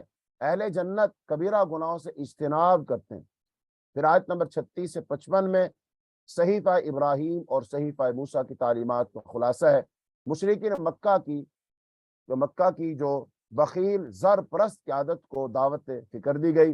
रोज़ क़यामत कोई किसी का बोझ नहीं उठाएगा, हर एक को उसकी कोशिश का बदला मिलेगा। अल्लाह ही हर चीज़ का रब है। सहीफा इब्राहीम और सहीफा मूसा की बुनियादी तालीमात का खुलासा ये है कि कोई नफ्स दूसरे का बोझ नहीं उठाएगा। इंसान के लिए वही कुछ है जो वो कमाएगा। इंसान की कोशिशें देखी जाएंगी और भरपूर बदला दिया जाएगा। आखिर रब की तरफ ही लौटना है। अल्लाह ही हंसाता और रुलाता है, अल्लाह ही जिंदगी और मौत देता है, अल्लाह ही नर मादा का जोड़ा बनाता है जिससे अफजाइश नस्ल होती है। दूसरी जिंदगी भी अल्लाह ही के जिम्मे है। वही अमीर बनाता है, वही जायदाद बख्शता है, वही शेरा का रब है। उसने 4 कौमों यानी आद, समूद, कौम नूह और कौम लूत को हलाक किया। तारीख गवाही देती है कि वो अक़वाम को हलाक करने की ताकत रखता है। ये हजरत इब्राहीम अलैहिस्सलाम पर जो सहीफे नाज़िल हुए और हजरत मूसा अलैहिस्सलाम पर जो सहीफे नाज़िल हुए, उनका खुलासा ये है, ये बातें उसका खुलासा। आयत नंबर 56 से 62 में बताया गया कि कुरान पिछले सहीफों की तरह इंजार का फरीजा अंजाम दे रहा है, डरा रहा है। कुरैश मक्का को तंबीह कि वह अल्लाह के कलाम कुरान के साथ सामिदून बनकर मनफी रवैया इख्तियार कर रहे हैं। आखिर में फस्जुदू लिल्लाहि वअबुदूहु के अल्फाज से कुरैश को अल्लाह की बंदगी की दावत दी गई। तो मरकजी मजमून लात, मनात, उज़्ज़ा और शिअरा की शफात पर इंसार करने की बजाय मोहम्मद सल्लल्लाहु अलैहि वसल्लम पर की गई वही इलाही यानी कुरान पर ईमान लाओ, कबीरा गुनाहों से बचो, आमाल सालेह करो। हर इंसान अपना बोझ खुद उठाएगा, दूसरों की नहीं, सिर्फ अपनी कोशिशें ही मुफीद साबित होंगी। लिहाजा दूसरों पर भरोसा करना छोड़ दो। आज के लिहाज से देखा जाए तो आज के इंसान मुसलमान से भी कहा गया है कि वो अपनी कोशिशें काबिश करें। हमारे मुआशरे के अंदर भी ये जहन पाया जाता है। बहुत सारे लोग ना नमाज पढ़ते हैं, ना हलाल और हराम की तमीज़ करते हैं। लिहाजा वो अकीदा रखते हैं, नजरिया रखते हैं कि मैं फलां पीर का मुरीद हूँ, लिहाजा मैं फलां मेरा मुर्शिद है। लिहाजा साल बाद, 6 महीने बाद उसके यहाँ जाते हैं, जिंदा है तो उसकी खिदमत में पेश होते हैं, अगर फौत हो गया तो उसकी दरगाह कब्र पर हाजिर होते हैं और जाकर वहाँ खर्च करते हैं। कोई पानी की सबील लगा दी, कोई खाना पका कर वहाँ तकसीम कर दिया, कोई देग तकसीम कर दी, कोई चादर चढ़ा दी वगैरह। और वही समझते हैं कि मैंने वहाँ जनाब एक बकरा छतरा कुर्बान कर दिया है, इतने मिस्कीनों को खाना खिला दिया है, इतने गरीबों को कपड़े दे दिए मैंने, लिहाजा अब मैंने अपना हक अदा कर दिया, लिहाजा अब वो मेरे जो पीर हैं मुझे बख्शवा लेंगे। अब मुझे नमाज पढ़ने की जरूरत नहीं है, मुझे इस तरह दुआ करने की, तहज्जुद पढ़ने की, हलाल हराम से बचने की मुझे कोई जरूरत नहीं है। लिहाजा मैं उनके लड़ लग गया हूँ। ते लड़ लगियां ते क्या कहते हैं, लजपाला ते लड़ लगी कि मैं जनाब उसका मैं लड़ लग गया हूं, उसका पल्लू मैंने पकड़ लिया है और पकड़ने के बाद अब मुझे को कमी आने वाले नहीं है, बस अब वो मुझे बेड़ा पार कर देंगे। ये नजरिया आज पाया गया। लिहाजा ये आज हो या मुशरिकीन मक्का हो या आइंदा किसी का हो या किसी भी कौम का दुनिया में हो, ये नजरिया बिल्कुल बातिल है। कुरान इसका रद्द कर रहा है कि कोई किसी के काम नहीं आएगा। अल्लाह ताला, नबी सल्लल्लाहु अलैहि वसल्लम ने खुद अपनी बेटी से कहा था, ए मोहम्मद की बेटी फातिमा, ए मोहम्मद की फुफ्फी सफिया, आपने अपने चचा से मुखातब होकर कहा कि दुनिया में कुछ अगर चाहिए, मेरे पास जो कुछ है मुतालबा कर लो तो दे दूंगा। ये मत समझना कि मैं क़यामत के दिन तुम्हारे काम आऊंगा। अल्लाह तज़िरु वाज़िरतुन विज़रा उखरा, क़यामत के दिन कोई जान किसी जान का बोझ नहीं उठाएगी। हर इंसान अपना बोझ उठाएगा। जैसे अल्लाह ने कुरान पाक में दूसरी जगह पर इरशाद फरमाया कि यौम यफिर्रुल मर्उ मिन अखीही व उम्मिही व अबीही व साहिबतिही व बनीही लिकुल्लि इम्रिइन मिनहुम यौमइज़िन शअनुन युग़नीही। हत्ता कि अंबिया तक अपनी उम्मतों के काम नहीं आएंगे, कौमें जमा होकर जाकर कहेंगी कि आप हमारी सिफारिश कर दीजिए अल्लाह से। वो कहेंगे भाई मैं नहीं जा सकता, अल्लाह बहुत गजबनाक है, आज अल्लाह बहुत गुस्से में, मैं नहीं जा सकता। तो जब अंबिया तक नहीं जा सकेंगे तो फिर ये हमारे ये 2 टके के पीर फकीर, ये मुरीद, ये क्या हो सकते, इनकी क्या हैसियत। लिहाजा अपना अपना अकीदा दुरुस्त करो, अपना अपना किबला दुरुस्त करो और अपने अमाल करो। आगे सूरह कमर है, ये मक्की सूरत है, 55 आयात है। मरकजी मजमून ये है कि काफरों की इत्तेहादी कुव्वत की हजीमत और शिकस्त की पेशगोई। मुशरिकीन मक्का को جرم تکذیب پر دھمکی، پچھلی 5 قوموں کی تکذیب کے نتیجے میں ہلاکت سے انذار، ڈرانا، رسول اللہ صلی اللہ علیہ وسلم اور قرآن کی تکذیب کی بجائے تصدیق کا مشورہ کہ نبی صلی اللہ علیہ وسلم کی تصدیق کرو، چہ جائے کہ تم جھٹلا رہے ہو۔ اگر تم باز نہ آئے تو یاد رکھ، اللہ کے عذاب کا کوڑا تم پر بھی ایسے ہی برسے گا جیسے پچھلی قوموں پر برسا، اور 5 قوموں کا خاص طور پر تذکرہ کر کے بتا دیا۔ تو پچھلی سورت النجم میں قوم عاد، سمود، قوم نوح، قوم لوط کی ہلاکت کا اجمالی ذکر تھا۔ یہاں سورہ قمر میں تکذیب کے نتیجے میں ان قوموں کی ہلاکت کا تفصیلی ذکر ہے۔ سورہ طور میں بھی قرآن کی تکذیب اور اس کو افسحر ھذا یعنی جادو کہنے کا ذکر تھا۔ یہاں سورہ قمر میں بھی قریش کا قرآن کو سحر مستمر کہنے کا تذکرہ ہے۔ تو لہذا اس صورت کی آیت نمبر 1 سے آیت نمبر 8 میں واقعہ شق قمر بیان کر کے قرب قیامت کی طرف اشارہ کیا گیا کہ ہر نشانی اور دلیل دیکھنے کے باوجود مشرکین مکہ کی ضد اور اعراض پر سخت تنبیہ کی گئی اور انذار کیا گیا، ڈرایا گیا کہ روز قیامت یہ بکھری ہوئی ٹڈیوں کی طرح قبروں سے برآمد ہوں گے اور کٹھن حالات سے دوچار۔ یعنی اب سیرت کی کتابوں میں ایک واقعہ لکھا ہے، وہ یہ کہ مشرکین مکہ نبی صلی اللہ علیہ وسلم کے پاس آئے اور آ کر کہنے لگے کہ دیکھو جناب، ہم آپ پر ایمان لے آئیں گے لیکن ہمارا ایک مطالبہ ہے، وہ پورا کر دو۔ اصل میں تو ذہنیت یہ تھی کہ ہم کوئی ایسا بڑا سا سوال کرتے ہیں ناممکن سا، تو کہ بھئی یہ کر کے دکھاؤ، تو لہذا وہ ان سے ہوگا نہیں، تو جو ان سے ہوگا نہیں پھر ہم کہیں گے بھئی تم کیا رسول ہو، تم تو یہ کام بھی نہیں کر سکے، تم تو یہ مطالبہ پورا نہیں کر سکتے، وگرنہ ہم تو دل سے تیار ہی تھے، ہم تو تمہاری بات مان ہی لیتے، ہم تو مان گئے تھے اندر سے، تم یہ کام کر دیتے ہم فوراً کلمہ پڑھ کے مسلمان ہو جاتے۔ یعنی ان کا مطلب یہ تھا کہ نہ یہ کر کے دکھائیں گے نہ ہم مسلمان ہوں گے، یعنی نہ نومن تیل ہوگا اور نہ رادہ نہ چل۔ تو لہذا یہ ان کا ذہن، لیکن اللہ تعالیٰ تو ہر کام کر سکتا، اللہ کے لیے کیا مشکل، اللہ کے لیے کوئی مشکل نہیں۔ تو اور اس سے یہ بات ہی سمجھ آتی ہے کہ جو نبی اور رسول ہوتا ہے نا، وہ معجزہ اپنی مرضی سے نہیں دکھا سکتا، جب اللہ تعالیٰ چاہتا ہے تو معجزہ نبی کے ہاتھ سے صادر ہوتا ہے۔ لہذا اب رسول اللہ صلی اللہ علیہ وسلم کے پاس یہ آئے تو نبی صلی اللہ علیہ وسلم نے ان کی بات سن کر کہا اچھا چاند کے 2 ٹکڑے کر دو۔ کہنے لگے جی چاند کے 2 ٹکڑے کر کے دکھاؤ، اگر تم نے چاند کے 2 ٹکڑے کر دیے ہم مان لیں گے تم اللہ کے رسول ہو، سچے رسول ہو، بس ہماری اتنی سی گزارش کر دو، کر کے دکھا دو، تو لہذا ہم ایمان لیں۔ آپ نے کہا ایمان لے آؤ گے؟ کہنے لگے جی ایمان لے آئے۔ تو نبی صلی اللہ علیہ وسلم جیسا کہ پیچھے ذکر ہے وما ينطق عن الهوى ان هو الا وحی یوحى، کہ آپ اپنی خواہش نفس سے تو نہیں بولتے تھے بلکہ اللہ کی طرف سے وحی آتی تھی تو بولتے۔ تو اللہ تعالیٰ بعض دفعہ فوراً وحی نازل کر دیتا تھا یا پھر تھوڑا بعد میں نازل کرتا تھا۔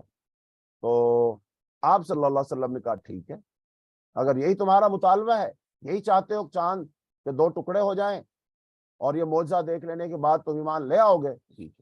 تو آپ صلی اللہ علیہ وسلم نے چاند کی طرف اپنی انگلی مبارک کی تو چاند 2 ٹکڑے ہو گیا اور 2 پہاڑوں پر چلا گیا دور، ایک پہاڑ ادھر تھا ایک ادھر تھا، آدھا ٹکڑا اس کے اوپر آدھا اس کے اوپر، اور یہ اپنی کھلی ہوئی آنکھوں کے ساتھ دیکھ رہے، مشاہدہ کر لیا انہوں نے، دیکھ لیا چاند 2 ٹکڑے ہو گئے۔ لہذا اب آپ صلی اللہ علیہ وسلم نے تو اپنے حصے کا کام کر دیا، اب ان کو چاہیے تھا کہ یہ اپنے حصے کام کرتے، یعنی مسلمان ہوتے کلمہ پڑھ۔ لیکن چونکہ ضد تھی نا، ہٹ دھرمی تھی، سرکشی تھی، اندر سے ماننا نہیں چاہتے تھے، ماننے والا ذہن ہی نہیں تھا، لہذا کہنے لگے جی نہیں نہیں یہ کیسے ہو سکتا ہے، پہلے تو ہم سنتے تھے تم جادوگر ہو، اب تو ہمیں پکا یقین ہو گیا آپ جادوگر ہو، کیونکہ یہ تو صرف جادو سے ہی ہو سکتا ہے، ویسے تو ہو ہی نہیں سکتا۔ یعنی وہی اعراض، وہی تکذیب، وہی مذاق، ٹھٹھا، اللہ کی آیات کو نہ ماننا۔ تو لہٰذا ایسے لوگوں کو دھمکیاں دی گئی، ان کو تنبیہ کی گئی کہ تم باز آ جاؤ اور اللہ تعالیٰ قیامت کے دن تمہیں قبروں سے نکالے گا، جیسے دیکھتے ہو نا زمین سے چونٹیاں نکل رہی ہوتی ہیں، ایسے تم اپنی قبروں سے نکلو گے۔ تو پھر آیت نمبر 9 سے آیت نمبر 17 میں قوم نوح کی داستان تکذیب سنائی گئی۔ آیت نمبر 18 سے آیت نمبر 22 میں قوم عاد کی تکذیب کی داستان سنائی گئی، اور آیت نمبر 23 سے 32 میں قوم سمود کی داستان تکذیب بیان کی گئی۔ کہ قوم سمود کے انجام سے منکرین آخرت کو خبردار کیا گیا۔ حضرت صالح کو بھی ان کی قوم کذاب الاشر کہتی تھی، اور آج قریش مکہ بھی اسی روش پر چل رہے ہیں۔ قوم سمود کو صیحۃ واحدہ یعنی ایک زوردار آواز اور دھماکے سے ہلاک کیا گیا۔ ان سچے واقعات ہلاکت کے ذریعے قرآن کو آسان کیا گیا تاکہ لوگ عبرت حاصل کر سکیں۔ اور پھر آیت نمبر 33 سے آیت نمبر 40 میں قوم لوط کی داستان تکذیب وہ بیان کی گئی، اور آیت نمبر 41 سے 42 میں آل فرعون کی تکذیب بیان کی گئی کہ آل فرعون پر اللہ تعالیٰ کی گرفت کا تذکرہ کیا گیا۔ طاقت کے نشے میں مست فرعون کے انجام سے مشرکین مکہ کو ڈرایا گیا کہ اپنی عسکری طاقت پر نازا حکمران فرعون کو اس کی فوج کے ساتھ عزیز و مقتدر کی پکڑ میں جکڑ لیا گیا۔ تو جب اللہ پاک نے فرعون کو پکڑا تو پھر اس کے کام نہ تو اس کی فوج آئی، نہ طاقت و قوت، نہ وسائل و اقتدار، کچھ کام نہیں آیا۔ اے مشرکین مکہ، تم تو چھوٹی چھوٹی سی سرداریوں اور قبیلوں کے سردار ہو، تمہارے پاس ہے ہی کیا؟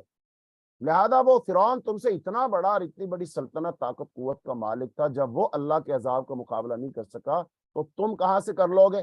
لہذا اس کے غرق ہونے سے، اس کے عذاب کا شکار ہونے سے عبرت حاصل کرو، اور تم حضرت محمد صلی اللہ علیہ وسلم کی رسالت و نبوت کو مان لو اور شرک کو چھوڑ دو، توحید کو اپنا لو، اور قیامت کے دن پر پختہ یقین کر لو۔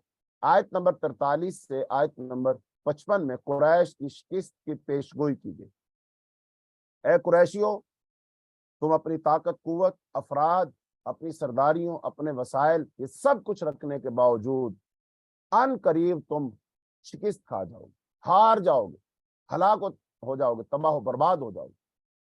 تو سوالیہ انداز سے قریش کو سمجھایا گیا کہ ماضی کی ہلاک شدہ قوموں کے مقابلہ میں تمہارے رویے مختلف ہیں، تم بھی رسول کی تکذیب کر رہے ہو، کفار اپنی جمعیت کے باوجود شکست کھائیں گے، مجرمین کو آخرت میں عذاب ہوگا، دنیا میں بھی عذاب الہی سے وہ دوچار کیا جا سکتا ہے، جیسا کہ پچھلی 5 قوموں کا ذکر کیا گیا۔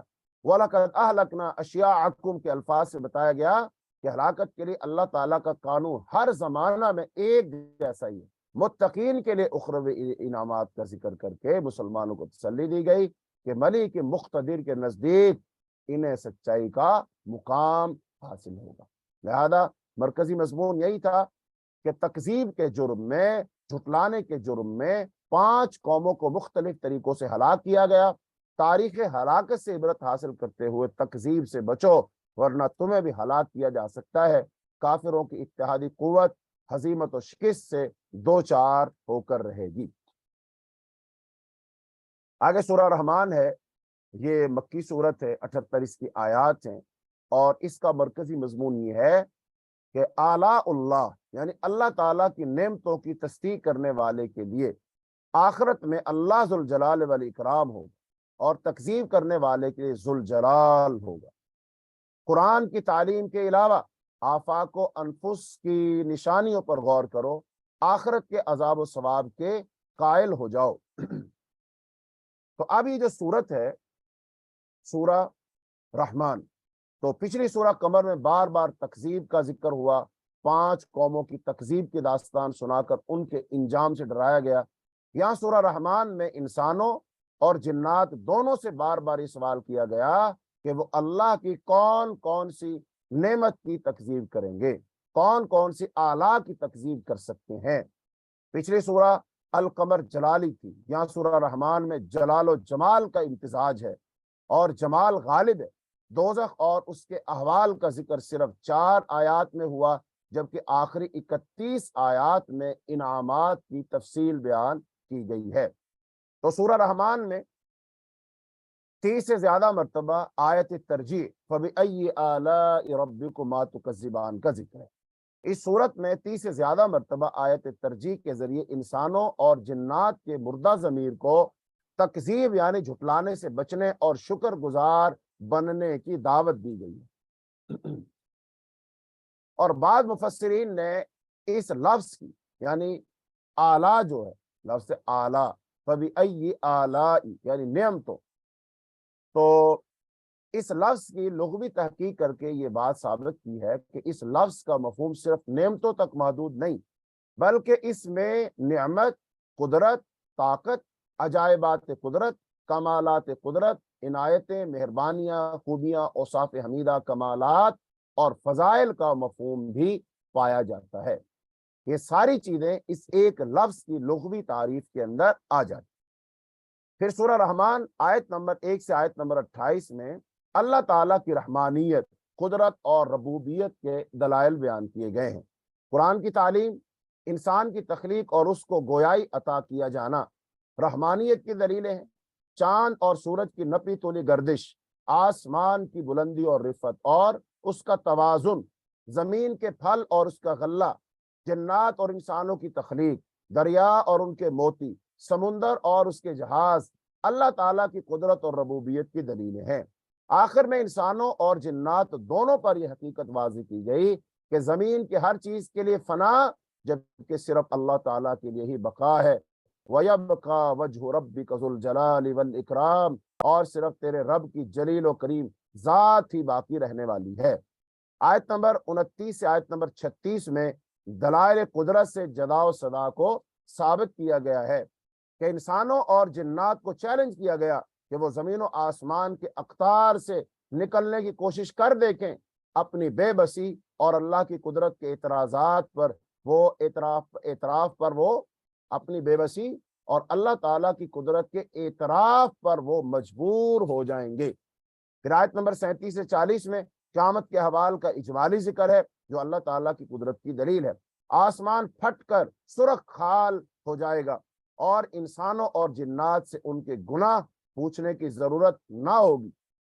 आयत नंबर 41 से 45 में मुख्तसर तौर पर दोज़ख के अहवाल बयान किए गए। मुकज़्ज़िबीन और मुजरिमीन को नवासी वल अक़दाम से, यानी उनकी पेशानी से और पैरों में बेड़ियां डालकर जकड़ा जाएगा, उन्हें जकड़ा जाएगा और पकड़ा जाएगा, और उनकी खुशक अजाब दोज़ख की आग और मरतूब अजाब खौलता हुआ पानी दोनों से ज़ियाफ़त की जाएगी।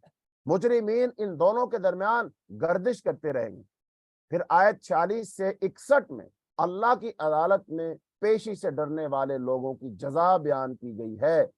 यानी जो लोग दुनिया में अल्लाह से डरेंगे कि एक दिन आएगा क़यामत का दिन और अल्लाह की अदालत लगेगी, अल्लाह रब्बुल आलमीन अपने जाहो जलाल के साथ, अपनी अजमत के साथ जाहिर होंगे और मीज़ान रख दिया जाएगा, जन्नत जहन्नम ले आई जाएगी। जो लोग दुनिया में इससे डरते हैं, खौफ खाते हैं और अल्लाह की अताअत फरमाबरदारी करके ज़िंदगी गुजारते हैं, तो उनको अल्लाह ताला ने कौन कौन से इनामात से नवाजना है, अल्लाह ताला ने उसका तज़किरा किया है कि उन्हें दो दो बागात मिलेंगे, चश्मों, फलों, सरसब्ज़ शादाब शाखों, रेशमी कालीनों, शर्मीली निगाहों वाली बीवियों से नवाजा जाएगा। ये मुहसिनीन है और मुहसिनीन के एहसान का बदला एहसान से दिया जाएगा। आयत नंबर 62 से 78 में जन्नत की इजाफी नेमतों का जिक्र है।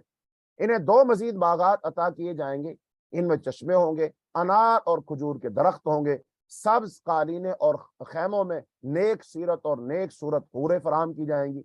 आखिरी आयत में तबारक अस्मु रब्बिका ज़िल जलाली वल इकराम, बड़ी बरकत वाला है तेरे रब्बे जलील और करीम का नाम, के अल्फाज के जरिए जन्नत की इन नेमतों और अल्लाह ताला की इन बरक़ात को हासिल कर लेने के लिए उसकी रहमानियत, उसकी कुदरत, उसकी रबूबियत, उसकी सिफात जलाल और इकराम पर ईमान लाने का मुतालबा किया गया है। लिहाजा सूरत का मरकजी मजमून यही था कि अल्लाह की रहमानियत, कुदरत और रबूबियत के बेशुमार दलाइल मौजूद हैं। नाशुक्रे ना बनो, शुक्र गुजारी का रवैया इख्तियार करो। आला उल्लाह की तस्दीक करने वालों के लिए आखिरत में अल्लाह ताला जुल इकराम है, आला उल्लाह की तकजीब करने वालों के लिए जुल जलाल होगा। कुरान की तालीम के अलावा आफाक व अनफुस की निशानियों पर गौर करो, आखिरत के अजाब व सवाब के कायल हो जाओ। आगे है सूरह अल वाक़िया, मक्की सूरत है, 96 आयात है। मरकजी मजमून ये है कि कुरैश की क़यादत को अल्टीमेटम, क़यामत के दिन का इनकलाब बाज लोगों को बुलंदी और बाज को पस्ती अता करेगा। इम्कान क़यामत की आफाकी और अनफुसी कुरानी दलीलों की रोशनी में तकज़ीब तौहीद व आखिरत, मुदाहनत और शिर्क छोड़कर तौहीद को इख्तियार करो। अल मुकज़्ज़िबून अज़्ज़ालून अल मुसद्दिक़ून अल मुहतदून का इंजाम मुख्तलिफ होगा। तो सूरह अल वाक़िया احادیث میں اس کے کچھ فضائل وہ روایت کیے گئے ہیں۔ جامع ترمذی کے اندر صحیح حدیث موجود ہے۔ سورہ الواقعہ بھی سورہ ہود کی طرح ان صورتوں میں سے ایک ہے جس نے رسول اللہ صلی اللہ علیہ وسلم کو بوڑھا کر دیا۔ سورہ ہود، سورہ واقعہ، سورہ المرسلات، سورہ نبا، سورہ تکویر نے مجھے بوڑھا کر دیا۔ اور سورہ رحمان میں اللہ تعالیٰ کی صفات ذوالجلال والاکرام کے ذریعے تصدیق اور تکذیب کرنے والوں سے سوالیہ اسلوب میں آیت ترجیح کے ذریعے مجادلہ تھا۔ یہاں سورہ الواقعہ میں تصدیق کرنے والوں کی دو قسمیں، السابقون اور اصحاب الیمین، اور ان کا اجر بتایا گیا ہے۔ اسی طرح تکذیب کرنے والوں کو ان کے انجام سے باخبر کیا گیا ہے۔ پچھلی صورت میں تکذبان کا لفظ استعمال ہوا تھا، یہاں المکذبون کا لفظ استعمال ہوا ہے۔ تو سورہ واقعہ آیت نمبر 1 سے آیت نمبر 9 میں مناظر قیامت کے بعد انسانوں کے 3 گروہ میں تقسیم کا ذکر ہے۔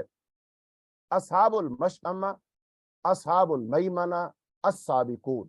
ان میں سے 2 جنتی ہوں گے اور 1 دوزخی۔ خافضۃ الرافعہ کے الفاظ سے یہ حقیقت ذہن نشین کرائی گئی کہ قیامت کے دن کی آفت بعض لوگوں کے لیے رافعۃ ثابت ہوگی، ان کے درجات بلند ہوں گے، اور بعض کے لیے خافضہ ہوں گے، یعنی کہ وہ ذلیل اور خار ہوں گے۔ آیت نمبر 10 سے آیت نمبر 26 میں السابقون کے اخروی حالات بیان کیے گئے، یعنی یہ اللہ کے مقرب بندے ہوں گے، ان کی تواضع، ان کی خدمت شراب، گوشت اور حوروں سے کی جائے گی۔ جنت میں کوئی لغو اور بےہودہ بات نہیں ہوگی اور نہ گناہ کے کام ہوں گے، یہ ان کے نیک عمل کی جزا ہوگی۔ آیت نمبر 27 سے آیت نمبر 40 میں اصحاب الیمین کے اخروی انعامات کا تذکرہ کیا گیا ہے کہ یہ لوگ پچھلوں اور اگلوں میں سے کثیر تعداد ہوں گے، ان کی تواضع، ان کی خدمت پھلوں کے باغات میں کئی انعامات کے ساتھ کی جائے گی، ان کی بیویوں کو باکرہ بنا دیا جائے گا۔ آیت نمبر 41 سے آیت نمبر 56 میں اصحاب الشمال کے جرائم گنوائے گئے ہیں، یعنی اصحاب الیمین جنتی لوگ اور اصحاب الشمال وہ جہنمی لوگ، یعنی کچھ لوگوں کو قیامت کے دن ان کا نامہ اعمال دائیں ہاتھ میں ملے گا اصحاب الیمین، اور کچھ لوگوں کو ان کے الٹے ہاتھ ملے گا اصحاب الشمال۔ تو جس کا نامہ اعمال اس کے دائیں ہاتھ میں دے دیا گیا تو وہ تو خوش ہوگا، اور جس کا نامہ اعمال اس کے الٹے ہاتھ میں دیا گیا وہ بہت پچھتائے گا۔ تو یہ جو اصحاب الشمال ہیں ان کے جرائم گنوائے گئے ہیں کہ یہ شرک پر اصرار کیا کرتے تھے۔ کانوا یصرون علی الحنث العظیم، یہ مترفین اور خوشحال تھے، منکر آخرت تھے، جھٹلانے والے گمراہ، الضالون المکذبون تھے۔ آخرت میں ان کے برے انجام کا تذکرہ کیا گیا کہ وہ دوزخی زقوم کے درخت سے کھائیں گے اور کھولتے ہوئے پانی سے پیاس بجھانے کی کوشش کریں گے۔ پھر آیت نمبر 57 سے 74 میں آفاق و انفس کی 4 دلیلوں سے امکان آخرت پر استدلال کیا گیا ہے، یعنی یہ منی جو تم ٹپکاتے ہو اس کے خالق تم ہو یا اللہ، اس سوال کے ذریعے انفسی دلیل فراہم کی گئی۔ اگلے 3 سوالوں کا مقصد اللہ کی قدرت اور ربوبیت کی آفاقی دلیلیں فراہم کرنا ہے۔ نمبر 1، یہ فصل جو تم بوتے ہو اس کے اگانے والے تم ہو یا اللہ؟ یہ پانی جو تم پیتے ہو اس کے نازل کرنے والے تم ہو یا اللہ؟ یہ آگ جو تم جنگل میں سلگاتے ہو اس سبز ٹہنیوں والے درخت کو تم نے اگایا ہے یا اللہ نے؟ یعنی اب ان 3 سوالوں کے جواب ظاہری بات ہے وہ یہ تو نہیں دے سکتے کہ پانی کو ہم نے نازل کیا ہے، آگ کو ہم نے پیدا کیا ہے، یہ فصلیں ہم اگاتے ہیں، پھر اس کا مطلب کوئی اور اگانے والا ہے نا؟ تو جو ان اگانے والا ہے وہی اللہ ہے، لہذا اس اللہ کو مان لو، وہ اکیلا ہے اور اس کا کوئی شریک نہیں ہے۔ تو اللہ تعالیٰ نے عقلی اور نقلی دلیلیں دے کر، آفاقی اور انفسی دلیلیں دے کر کے، سوالات استفہامیہ انداز اختیار کر کے ہر طریقے سے اس انسان نادان کو سمجھانے کی کوشش کی ہے کہ میں ہی اللہ ہوں، میں ہی الہ ہوں، میں ہی معبود ہوں، میرا کوئی شریک نہیں ہے، کوئی حصے دار نہیں ہے، ان کاموں کو کرنے والا میں ہوں، لہذا میری ہی عبادت کرو، مجھے ہی الہ تسلیم کرو۔ پھر آیت نمبر 75 سے آیت نمبر 82 میں بتایا گیا کہ قرآن یہ اللہ تعالیٰ کا کلام ہے، قرآن ایک بلند مرتبہ کلام الہی ہے، شیطانی القاء نہیں ہے، پاک فرشتوں کے علاوہ قرآن کو کوئی نہیں چھوتا، قرآن کے بارے میں مداحنت اور تکذیب کا رویہ بند کرو، بلکہ اس کو کلام الہی مانو، یہ اللہ کا کلام ہے۔ آیت نمبر 83 سے آیت نمبر 96 میں موت کے وقت انسان کی بے بسی کا نقشہ کھینچا گیا ہے۔ موت کے وقت اور موت کے بعد اصحاب الیمین اور اصحاب الشمال اور السابقون کا مختلف انجام بیان کیا گیا ہے۔ نبی کریم صلی اللہ علیہ وسلم کو ہدایت کی گئی ہے کہ اپنے رب کی تسبیح بیان کریں۔ لہذا سورت کا مرکزی مضمون یہی تھا کہ قریش کی قیادت کو وارننگ دی گئی ہے کہ قیامت کے دن کا انقلاب بعض لوگوں کو بلندی اور بعض کو پستی عطا کرے گا۔ جھٹلانے والے گمراہوں کے مقابلے میں تصدیق کرنے والے ہدایت یافتہ لوگوں کا انجام مختلف ہوگا۔ امکان قیامت کی آفاقی، انفسی اور قرآنی دلیلوں کی روشنی میں تکذیب توحید و آخرت اور مداحنت اور شرک چھوڑ کر توحید اختیار کرو۔ آگے سورہ الحدید ہے، یہ مدنی سورت ہے اور اس کی 29 آیات ہیں، اور اس سورت کا مرکزی مضمون یہ ہے لِيَقُومَ النَّاسُ بِالْقِسْطِ، صحیح عقیدہ توحید کے ساتھ نفاق، حب دنیا، بخل اور رہبانیت سے بچتے ہوئے مال اور جان کا جہاد کرو، تاکہ ایسی اسلامی حکومت قائم ہو جائے جو تمام پیغمبروں کی طرح عدل و انصاف کر سکے۔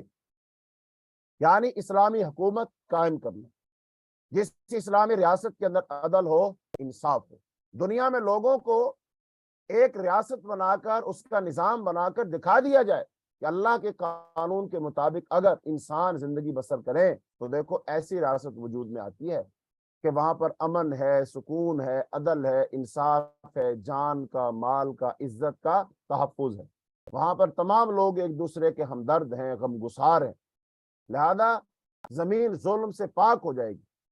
لہذا سورہ الحدید، یہ پچھلی سورہ واقعہ میں جن سابقون اور اصحاب الیمین کے اجر و ثواب کا ذکر تھا، یا سورہ الحدید میں ان کے اوصاف بیان کیے گئے۔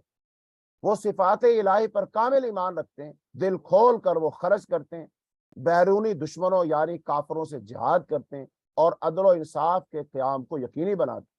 تو اگلی سورہ المجادلہ میں اسلامی ریاست کے اندرونی دشمنوں یعنی منافقین سے جہاد کے لیے ان کی پہچان کی ہدایت ہے۔ سورہ الحدید میں سب سے پہلے اللہ تعالیٰ کی صفات، ان پر ایمان کا ذکر ہے، پھر انفاق کا مطالبہ ہے، خرچ کرنے کا مطالبہ ہے۔ لہذا اللہ کی راہ میں خرچ کرنا یہ ان لوگوں کی صفات میں سے ایک صفت ہے جو اللہ کی جنت میں داخل ہیں۔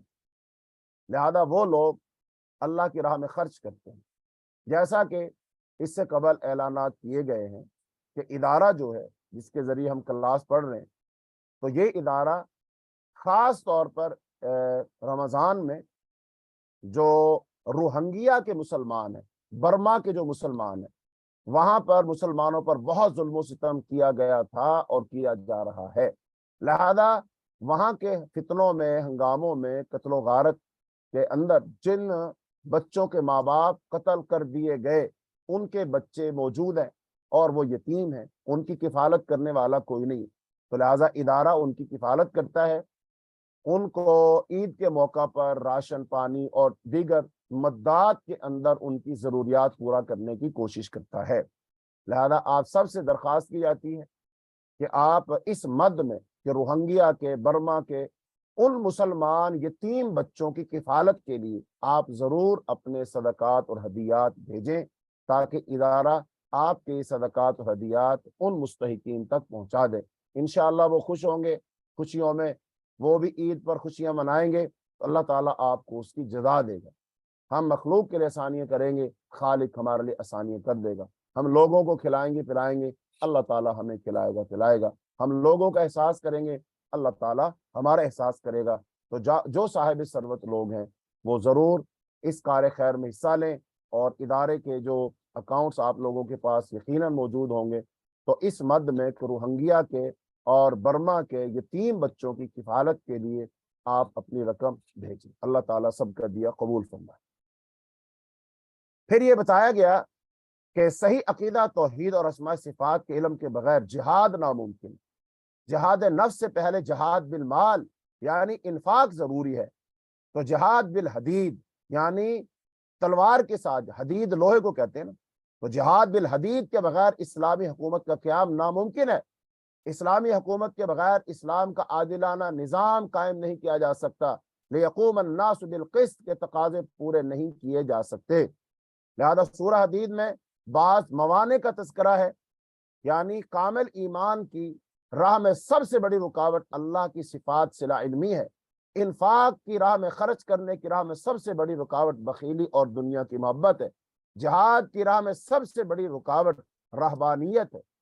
لہذا سورہ الحدید میں وہ 4 صفات کے ذریعے سے اللہ کا تقرب حاصل کرنا، 4 صفات کے ذریعے سے اللہ کا تعارف پیش کیا گیا ہے۔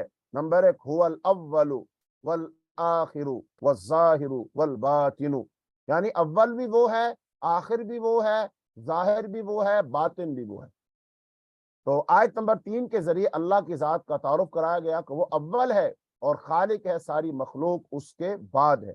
وہ اپنی ذات کے اعتبار سے باطن چھپا ہوا ہے، لیکن اپنی آیات کے اعتبار سے ظاہر ہے۔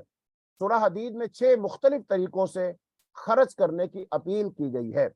سب سے پہلے لوگوں کو سب سے پہلے کہا گیا کہ میرے اس مال میں سے کچھ خرچ کرو جس پر میں نے تمہیں خلیفہ بنایا۔ وَأَنفِقُوا مِمَّا جَعَلَكُمْ مُسْتَخْلَفِينَ فِيهِ، یعنی مال تو اللہ کا ہی ہے، لیکن اللہ نے نگران تمہیں بنا دیے، تمہارے ہاتھ میں دے دیا۔ تو مال اللہ کا ہے، تم نگران ہو، لہذا اللہ کہہ رہا خرچ کرو تو نگران کو چاہیے خرچ کر دے۔ مثال کے طور پر ایک آدمی، اس کا خزانہ ہے، وہ اپنے خزانے پہ ایک اپنا منشی بٹھا دیتا ہے اور منشی سے کہتا ہے جب میں کہوں کہ اس آدمی کو اتنا دے دو تم نے اتنا دے دینا ہے، تو بتائیے منشی کیا کرے گا؟ منشی کہہ سکتا ہے کہ میں اس کو نہیں دیتا؟ ظاہر بات ہے منشی تو بادشاہ کا حکم مانے گا، تو بادشاہ جس چیز کو کہتا جائے گا وہ اس کو دیتا جائے گا۔ منشی کا کام صرف دینا ہے۔ لہٰذا اب ہم بھی منشی ہیں، مال اللہ نے ہمیں دیا ہے، مال اللہ کا ہے، دیا ہمیں ہے، تو لہٰذا ہم اس پر نگران ہیں، مستخلف ہیں۔ لہٰذا اب اللہ ہمیں حکم دے خرچ کر دو، ہمیں کیا چاہیے؟ ہم خرچ کر دیں۔ لہذا خرچ کرنا اصل میں اللہ پر اعتماد کو ظاہر کرتا ہے، اللہ پر کامل یقین اور توکل کو ظاہر کرتا ہے کہ اللہ پاک نے مال دیا تھا، اس نے حکم دیا خرچ کر دو، میں خرچ کر دوں گا اور اللہ پھر بعد میں زیادہ دے گا۔ تو جس بندے کو اللہ کی بات پر اعتماد ہے، یقین ہے، بھروسہ ہے، وہ اللہ کی راہ میں خرچ کر دے گا۔ اور جو بندہ ڈاواں ڈول ہے، پتہ نہیں ملے گا نہیں ملے گا، مال خرچ کرنے سے کم ہو جائے گا، میں نے تو خود بڑی محنت سے کمایا وغیرہ وغیرہ، اس کا مطلب اس کا اللہ پر اعتماد ذرا کم ہے۔ تو لہذا اللہ پاک نے خرچ کرنے کو حکم دیا تو خرچ کر دو، پہلا طریقہ۔ دوسرا یہ ہے کہ سوالی انداز میں لوگوں کے ضمیر کو بیدار کیا گیا کہ وہ کیوں انفاق، کیوں خرچ نہیں کر رہے۔ ما لکم اللہ تنفقوا، اس کے بعد یہ حقیقت ذہن نشین کرائی گئی کہ اگر تم موت سے پہلے انفاق خرچ نہیں کرو گے تو یہ اللہ کی میراث بن جائے گا۔ وَلِلَّهِ مِيرَاثُ السَّمَاوَاتِ وَالْأَرْضِ، پھر یہ بتایا گیا کہ اسلام کی فتح کے بعد کے انفاق و قتال کے مقابلہ میں اسلام کی غربت کے زمانے میں کیا گیا انفاق اور قتال کا درجہ بہت بلند، یعنی فتح مکہ سے پہلے جو خرچ کیا گیا اس کا درجہ بہت زیادہ، چونکہ اس وقت مسلمان کمزور تھے اور مال و اسباب کی زیادہ ضرورت تھی۔ لیکن فتح مکہ کے بعد تو پورا جزیرۃ العرب فتح ہو گیا، خرچ کرنے والے لوگ بھی بہت ہو گئے، لہذا بعد میں جو خرچ کرے گا اجر تو اللہ دے گا، لیکن یہ ان کے درجے کو نہیں پہنچ سکتے، لہذا خرچ کرو۔ اور پھر لوگوں سے قرض حسن کا مطالبہ کیا گیا، قرض حسن کے لیے بڑھا چڑھا کر لوٹانے اور اجر کریم کی بشارت دی گئی۔ پھر سورہ حدید میں صحابہ کرام کے مختلف درجات کی وضاحت کی گئی۔ فرمایا لا یستوی منکم من انفق من قبل الفتح وقاتل، اس آیت سے یہ بات معلوم ہوتی ہے کہ تمام صحابہ ایک درجے میں نہیں، سب کے لیے خیر کا وعدہ ہے، لیکن صلح حدیبیہ کے موقع پر بیعت رضوان میں حصہ لینے والے 1400 صحابہ بعد والوں سے افضل ہیں۔ اسی طرح فتح مکہ میں شریک ہونے والے 10,000 صحابہ آخری حج میں شریک ہونے والے دیگر 1,00,000 سے زائد صحابہ سے افضل ہیں۔ اس آیت میں الفتح سے مراد صلح حدیبیہ بھی ہو سکتی ہے اور فتح مکہ بھی ہو سکتی ہے۔ اور پھر سورہ حدید میں دنیا کی زندگی کے 6 مراحل کی وضاحت 6 لفظوں میں کی گئی۔ فرمایا اعلموا انما الحیات الدنیا لعب ولہو وزینۃ وتفاخر بینکم وتکاثر فی الاموال والاولاد، لعب سے مراد چھوٹے بچوں کے کھیل ہیں جن میں لذت نہیں ہوتی، لہو سے مراد وہ کھیل ہے جن میں لذت ہوتی ہے، جو بلوغت کے بعد نوجوانوں کی دلچسپی کا باعث بنتے ہیں، اس میں موسیقی بھی شامل ہے۔ زینت ان سے مراد ٹیپ ٹاپ میک اپ اور آرائش و زیبائش کے وہ مختلف رویے ہیں جو اس کے اگلے مرحلے میں جنم لیتے ہیں۔ تفاخر سے مراد انسان کا ایک دوسرے پر فخر جتانا ہے اور اپنے آپ کو دوسرے سے بہتر سمجھنا ہے۔ تکاثر فی الاموال سے مراد مال کی دوڑ دھوپ میں ایک دوسرے سے زیادہ حاصل کرنے کی کوششوں میں مگن ہو جانا ہے۔ تکاثر فی الاولاد سے مراد اولاد کی کثرت میں ایک دوسرے سے آگے نکلنے کی ذہنیت ہے۔ سورہ حدید میں مغفرت میں سبقت اور جنت کے لیے سبقت کی اپیل کی گئی۔ سابقوا الی مغفرۃ من ربکم وجنۃ، اس آیت میں دو مطالبات ہیں، پہلا مغفرت میں سبقت کا یعنی پہل کرنے کا، اور دوسرا جنت کے لیے سبقت کا۔ سبقت یعنی نیکی کے کاموں میں پہل اور دوسروں سے آگے نکل جانے کا جذبہ ہے۔ اسی جذبے کے نتیجے میں انسان السابقون کی صف میں شامل ہو سکتا ہے۔ پھر سورہ حدید میں رہبانیت کو بدعت قرار دیا گیا ہے، فرمایا وَرَهْبَانِيَةً ابْتَدَعُوهَا مَا كَتَبَهَا عَلَيْهِمْ، رہبانیت کو بدعت قرار دیا گیا ہے جسے اللہ نے ہرگز فرض نہیں کیا۔ عیسائیوں نے یہ بدعت نیک نیتی سے ایجاد کی، پھر حدود میں تجاوز سے کام لیا۔ اہل کتاب کو بتایا گیا کہ وہ رہبانیت ترک کر کے اسلام لے آئے، جہاد کا راستہ اختیار کریں اور اسلامی حکومت کی قوت قاہرہ کے ذریعے دنیا میں رسولوں کی طرح عدل قائم کریں۔ رہبانیت یہ ہوتا ہے کہ انسان دنیا سے بالکل الگ تھلگ ہو جائے اور کہیں جنگل میں چلا جائے اور وہاں پر ایک کٹیا ڈال لے اور وہاں پر رہنا شروع کر دے، وہ موٹا جھوٹا کھا لے اور اللہ اللہ کرے اور عبادت کرے، نہ وہ شادی کرے، نہ وہ ماں باپ کے حقوق ادا کرے، نہ وہ انسانوں کے کوئی کام آئے، بس وہ اپنی اللہ اللہ میں لگا رہے اور اسی طرح اس کو جنگل میں موت آ جائے۔ یہ ہے رہبانیت۔ اسلام میں منع ہے، اللہ کے رسول صلی اللہ علیہ وسلم لا رہبانیت فی الاسلام، اسلام میں کوئی رہبانیت نہیں۔ یہ رہبانیت کا تصور پہلے مذاہب میں، اور اللہ پاک فرماتے ہیں یہ وہ طریقہ ہے جو اللہ نے بیان نہیں کیا تھا، یہ لوگوں نے خود نکالا ہے۔ اللہ پاک تو یہ چاہتا ہے تم معاشرے میں رہو، لوگوں کے کام آؤ، نیکی کے لیے قدم بڑھاؤ، حق کے لیے کھڑے ہو جاؤ اور باطل کا مقابلہ کرنے کے لیے میدان میں آؤ، تلوار اٹھاؤ، جہاد کرو اور عدل و انصاف قائم کرو، ظالموں سے ظلم کا بدلہ لو، مظلوموں کا ساتھ دو۔ اللہ تو یہ چاہتا ہے، اسلام تو یہ ہے۔ فرمایا نبی صلی اللہ علیہ وسلم نے من رآ منکم منکرا فلیغیرہ بیدہ، جو تم میں سے برائی کو دیکھے طاقت ہے تو ہاتھ سے روکے، ہاتھ سے روکنے کی طاقت نہیں ہے تو زبان سے روکے، زبان سے بھی کہنے کی طاقت نہیں ہے تو دل میں برا جانو۔ اس کا مطلب امر بالمعروف و نہی عن المنکر کا فریضہ ہر شخص نے اپنی استطاعت کے مطابق ضرور انجام دینا۔ اللہ پاک نے ہمارا وصف بھی بتایا، فرمایا کنتم خیر امۃ اخرجت للناس تأمرون بالمعروف وتنہون عن المنکر، تم بہترین امت ہو، تمہیں لوگوں کے لیے نکالا گیا ہے، تم نیکی کا حکم دیتے ہو اور برائی سے روکتے ہو۔ لہذا نیکی کا حکم دینا، برائی سے روکنا کب ممکن ہوگا؟ جب ہم میدان میں کھڑے ہوں گے، معاشرے میں ہوں گے، اور اگر کوئی بستیوں کو چھوڑ کر، شہروں کو چھوڑ کر، گھر کو چھوڑ کر جنگل میں چلا جائے، کٹیا ڈال لے اور تصویر پکڑ کر اللہ اللہ کرتا رہے اور چلا کشی کرے اور اسی میں مگن رہے، تو یہ اسلام کا مطالبہ بالکل نہیں ہے۔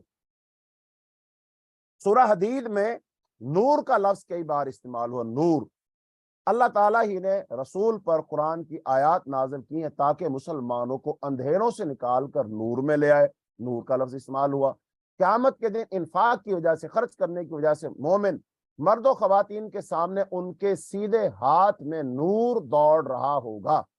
قیامت کے دن منافق مرد عورتیں مومن مرد عورتوں سے نور کی درخواست کریں گے جو مسترد کر دی جائے گی۔ اللہ اور رسول پر ایمان لانے والے صدیق اور شہید ہوتے ہیں، ان کے لیے ان کے حصے کا اجر اور نور ہے۔ اہل کتاب اگر رسول پر ایمان لائیں گے تو اللہ انہیں بھی وہ نور عطا کرے گا جس کی روشنی میں وہ چل سکیں گے۔ سورہ الحدید میں بار بار استغفار کا مطالبہ کیا گیا ہے، تو سورہ الحدید میں آیت نمبر 1 سے آیت نمبر 5 میں صفات الہی بیان کر کے توحید، ایمان اور انفاق فی سبیل اللہ کی دعوت دی گئی۔ صفات الہی بیان کر کے توحید اور ایمان اور انفاق فی سبیل اللہ کی دعوت دی گئی ہے۔ اچھا، انفاق کی دعوت کئی اسالیب سے کی گئی۔ قیامت کا منظر کھینچ کر بتایا گیا کہ اس دن فیاض مومن مرد و خواتین اور بخیل منافق مرد و خواتین کا احوال مختلف ہوگا۔ پھر آیت نمبر 16 سے آیت نمبر 17 میں مسلمانوں کو نصیحت کی گئی ہے۔ پھر آیت نمبر 18 سے آیت نمبر 20 میں ایمان لا کر خرچ کرنے والوں کے اجر و ثواب بتایا گیا ہے۔ آیت نمبر 21 سے آیت نمبر 24 میں اللہ کی بخشش، مغفرت اور ابدی جنت کی طرف دعوت مسابقت دی گئی ہے کہ سابقوا الی مغفرۃ من ربکم وجنت۔ اور آیت نمبر 25 سے آیت نمبر 29 میں رسولوں کی بعثت کا مقصد عدل و انصاف کا قیام بیان کیا گیا۔ فرمایا لقد ارسلنا رسلنا بالبینات وانزلنا معهم الكتاب والمیزان لیقوم الناس بالقسط۔ ہر رسول بینات، کتاب اور میزان لے کر آتا ہے، اور بعض کو لوہا بھی دیا جاتا ہے۔ وانزلنا الحدید فیہ بأس شدید ومنافع للناس۔ لوہے کے نزول کا اصل مقصد جہاد ہے، لیکن اس میں دیگر فوائد بھی رکھ دیے گئے ہیں۔ قیام عدل کے لیے طاقت کے استعمال کی طرف لوح الحدید کے لفظ سے اشارہ کیا گیا ہے۔ رسول اللہ صلی اللہ علیہ وسلم کی نبوت کے سلسلے کو حضرت ابراہیم اور ان کی نسل کے دیگر انبیاء سے جوڑتے ہوئے اہل کتاب بالخصوص عیسائیوں کو رہبانیت ترک کر کے اسلام قبول کرنے کی دعوت دی۔ رہبانیت کو بدعت قرار دیا گیا ہے۔ نبوت کے بارے میں بتایا گیا کہ یہ صرف بنی اسرائیل کا استحقاق نہیں ہے، اللہ تعالیٰ نے آخری رسول بنی اسماعیل میں پیدا کیا ہے۔ اہل کتاب کو ترغیب دی گئی کہ اگر وہ اسلام لے آئیں تو انہیں دوہرے اجر سے نوازا جائے گا، پھر وہ قرآن و سنت کے نور کے سائے میں اپنا سفر جاری رکھیں گے۔ وَآمِنُوا بِرَسُولِهِ يُؤْتِكُمْ كِفْلَيْنِ مِنْ رَحْمَتِهِ وَيَجْعَلْ لَكُمْ نُورًا تَمْشُونَ بِهِ وَيَغْفِرْ لَكُمْ۔ عیسائیوں اور یہودیوں میں سے اگر کوئی شخص مسلمان ہو جاتا ہے اس کو 2 اجر ملے۔ نمبر 1 تو پہلے پیغمبر پر ایمان لانا، اس کا اجر، اور پھر حضرت محمد صلی اللہ علیہ وسلم پر ایمان لانا، اس کا اجر۔ تو اس کا مطلب اللہ تعالیٰ نے ان کی قدردانی کی ہے۔ اور اسی طرح اگر کوئی اہل کتاب نبی صلی اللہ علیہ وسلم کی رسالت و نبوت کو نہیں مانے گا، اسے سزا بھی ملے گی۔ کیوں کہ پہلی کتابوں میں ان کے نبیوں نے بتایا تھا کہ ایک پیغمبر آئے گا، جیسا کہ تورات میں ہے، انجیل میں ہے، سابقہ کتابوں میں نبی صلی اللہ علیہ وسلم کی صفات کا تذکرہ ہے۔ اللہ پاک نے تذکرہ کیا ہے کہ یاتی من بعد اسمہ احمد۔ عیسیٰ علیہ السلام نے کہا تھا میرے بعد ایک نبی آئے گا، اس کا نام احمد ہوگا۔ اور آج باوجود اس کے کہ تورات انجیل میں تحریف کر دی گئی، لیکن پھر بھی واضح طور پر نشانیاں موجود ہیں۔ جب نشانیاں موجود ہیں تو عیسائیوں کو چاہیے وہ عیسیٰ علیہ السلام کی حضرت محمد صلی اللہ علیہ وسلم کی رسالت و نبوت کو مان لیں، تسلیم کر لیں، لیکن وہ اس بات کو تسلیم نہیں کرتے، اس بات کو نہیں مانتے، لہذا انہیں سزا بھی دی جائے گی۔ تو لہذا سورت کا مرکزی مضمون صفات الہی پر مشتمل کامل عقیدہ توحید اور رسول پر ایمان لاتا ہے۔ نفاق، حب دنیا، بخل اور رہبانی سے پرہیز کرو، اور جان و مال سے اللہ کی راہ میں جہاد کرو، تاکہ اسلامی حکومت کے قیام کے ذریعے رسولوں کی بعثت کا مقصد عدل اجتماعی کا قیام ممکن ہو سکے۔ اس کے بعد سورہ المجادلہ ہے، یہ مدنی سورت ہے، 22 اس کی آیات ہیں، اور مرکزی مضمون اس کا یہ ہے کہ منافقین کا خفیہ پروپیگنڈا نجوا اسلامی معاشرے کو کھوکھلا کر دیتا ہے، ریاست کمزور ہو جاتی ہے۔ لہذا اس میں خاص طور پر ایک مسئلہ بیان کیا گیا، وہ یہ ہے کہ بیویوں سے زہار کے معاملے میں حدود اللہ کی پاسداری ضروری ہے۔ زہار کسے کہتے ہیں؟ زہار کا لفظی معنی تو ہوتا ہے، یہ پیٹھ کو کہتے ہیں زہار۔ کوئی شخص اگر اپنی بیوی سے یہ کہہ دے انت علی کظہر امی، کہ تو مجھ پر ایسے ہی ہے جیسے میری ماں کی پیٹھ، یعنی پیٹھ سے مراد ہے جماع کرنا، ہم بستری کرنا، کہ تم میرے لیے ایسے ہی حرام ہو جیسے میری ماں، یعنی کہ کوئی شخص اپنی بیوی کو اگر ماں کہہ لے تو یہ اس نے جرم کیا ہے، تو اس کی اس کو سزا ملے گی، اس کا اس کو کفارہ دینا پڑے گا، تو اس کو کہتے ہیں زہار۔ تو زہار زمانہ جاہلیت میں ایک فرسودہ جو رسم تھی، یہ ایک ایسی طلاق تھی جس میں رجوع کا بھی امکان نہ ہوتا تھا۔ شوہر اپنی بیوی کو اپنی ماں سے تشبیہ دے کر ہمیشہ کے لیے اپنے اوپر حرام کر لیتا۔ حضرت خولہ بنت ثعلبہ کے شوہر نے ان سے بڑھاپے میں زہار کیا، انہوں نے اللہ سے دعا کی، ان کی شکایت آسمانوں میں سنی گئی، اور اللہ تعالیٰ نے اس صورت میں انہیں زہار کی کفارے سے آگاہ کر دیا گیا تاکہ وہ دوبارہ اپنی ازدواجی زندگی گزار سکیں۔ تو لہذا سورہ حدید میں بیرونی دشمنوں سے جان اور مال سے جہاد کر کے عدل و انصاف کے قیام کو یقینی بنانے کا حکم ہے۔ یہاں اس سورہ المجادلہ میں اندرونی دشمنوں یعنی منافقین کی پہچان کی ہدایت ہے۔ انہیں حزب الشیطان کہا گیا ہے اور ان کی صفات تفصیل سے بیان کی گئی ہیں۔ تو سورہ المجادلہ میں دو پارٹیوں کے درمیان تقابل ہے، دو جماعتوں کے درمیان تقابل ہے۔ اللہ کی پارٹی اور جماعت حزب اللہ اور شیطان کی پارٹی اور جماعت حزب الشیطان۔ اور سورہ المجادلہ میں محادون اور موادون کے درمیان تقابل ہے۔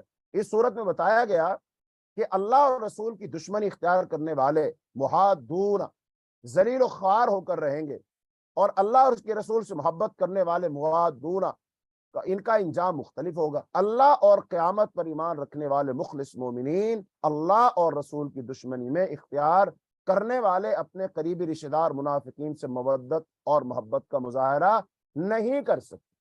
یعنی کہ ایک بندہ مسلمان ہو گیا لیکن اس کے رشتہ دار وہ مسلمان نہیں، لہذا الحب للہ والبغض للہ، اب ان سے کوئی محبت نہیں ہوگی، ان سے کوئی دوستی نہیں۔ ایک ہے تعلقات کو بحال رکھنا، یہ اور چیز ہے، دل سے محبت کرنا یہ اور چیز ہے۔ اگر کسی کے ماں باپ مشرک ہیں لہذا ان کا احترام کرنا اور چیز ہے، ان کی خدمت کرنا اور چیز ہے، لیکن دل سے محبت کرنا یہ بالکل اور چیز، لہذا دل سے محبت نہیں کی جائے گی۔ ہاں ظاہری طور پر جو تعلق ہے یا ان کے والدین کے جو حقوق وغیرہ ہیں وہ ادا کیے جائیں گے۔ تو سورہ المجادلہ آیت نمبر 1 سے آیت نمبر 4 میں بتایا گیا کہ بیویوں سے زہار میں حدود اللہ کی پاسداری ضروری ہے۔ جاہلیت کا قانون زہار ظلم ہے، زہار سے بیوی ماں نہیں بنتی۔ زہار کے گناہ کا کفارہ، اس کا کفارہ کیا؟ اگر کوئی شخص اپنی بیوی سے کہہ دے تم میری ماں کی طرح ہو، تم میری ماں لگتی ہو، پھر کیا ہے اس کا کفارہ؟ وہ ایک غلام آزاد کرے، یا 60 مسلسل روزے رکھے، یا 60 مسکینوں کا کھانا ہے۔ زہار کا قانون حدود الہی میں شامل ہے۔ منکرین قانون زہار کے لیے دردناک عذاب ہوگا۔ تو یہاں پر یہ آئلی قانون ہے، ایک خاندانی قانون ہے، تو یہ بیان کیا گیا۔ آیت نمبر 5 سے آیت نمبر 13 میں منافقین کی سازشوں کو بے نقاب کیا گیا کہ وہ جھوٹے پروپیگنڈے کے ذریعے مسلمانوں کی آئلی زندگی کو درہم برہم کرنے کی کوشش کر رہے ہیں، خاندانی نظام کو تباہ و برباد کرنے کی کوشش کر رہے ہیں۔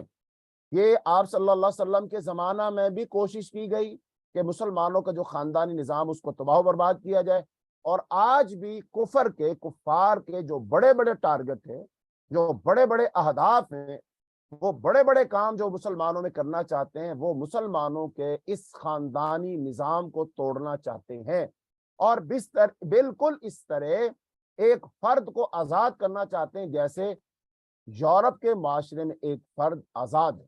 یعنی جیسے ہی لڑکا 18 سال کی عمر کو پہنچا، بلوغت کو پہنچا، لہذا وہ اب آزاد ہے، اس پر ماں باپ کوئی پابندی نہیں لگا سکتے، قدغن نہیں لگا سکتے، اسے یہ نہیں کہہ سکتے تم یہ کرو اور یہ نہ کرو، یہاں جاؤ اور وہاں نہ جاؤ، اس سے دوستی لگاؤ اور اس سے دوستی نہ لگاؤ، نہیں۔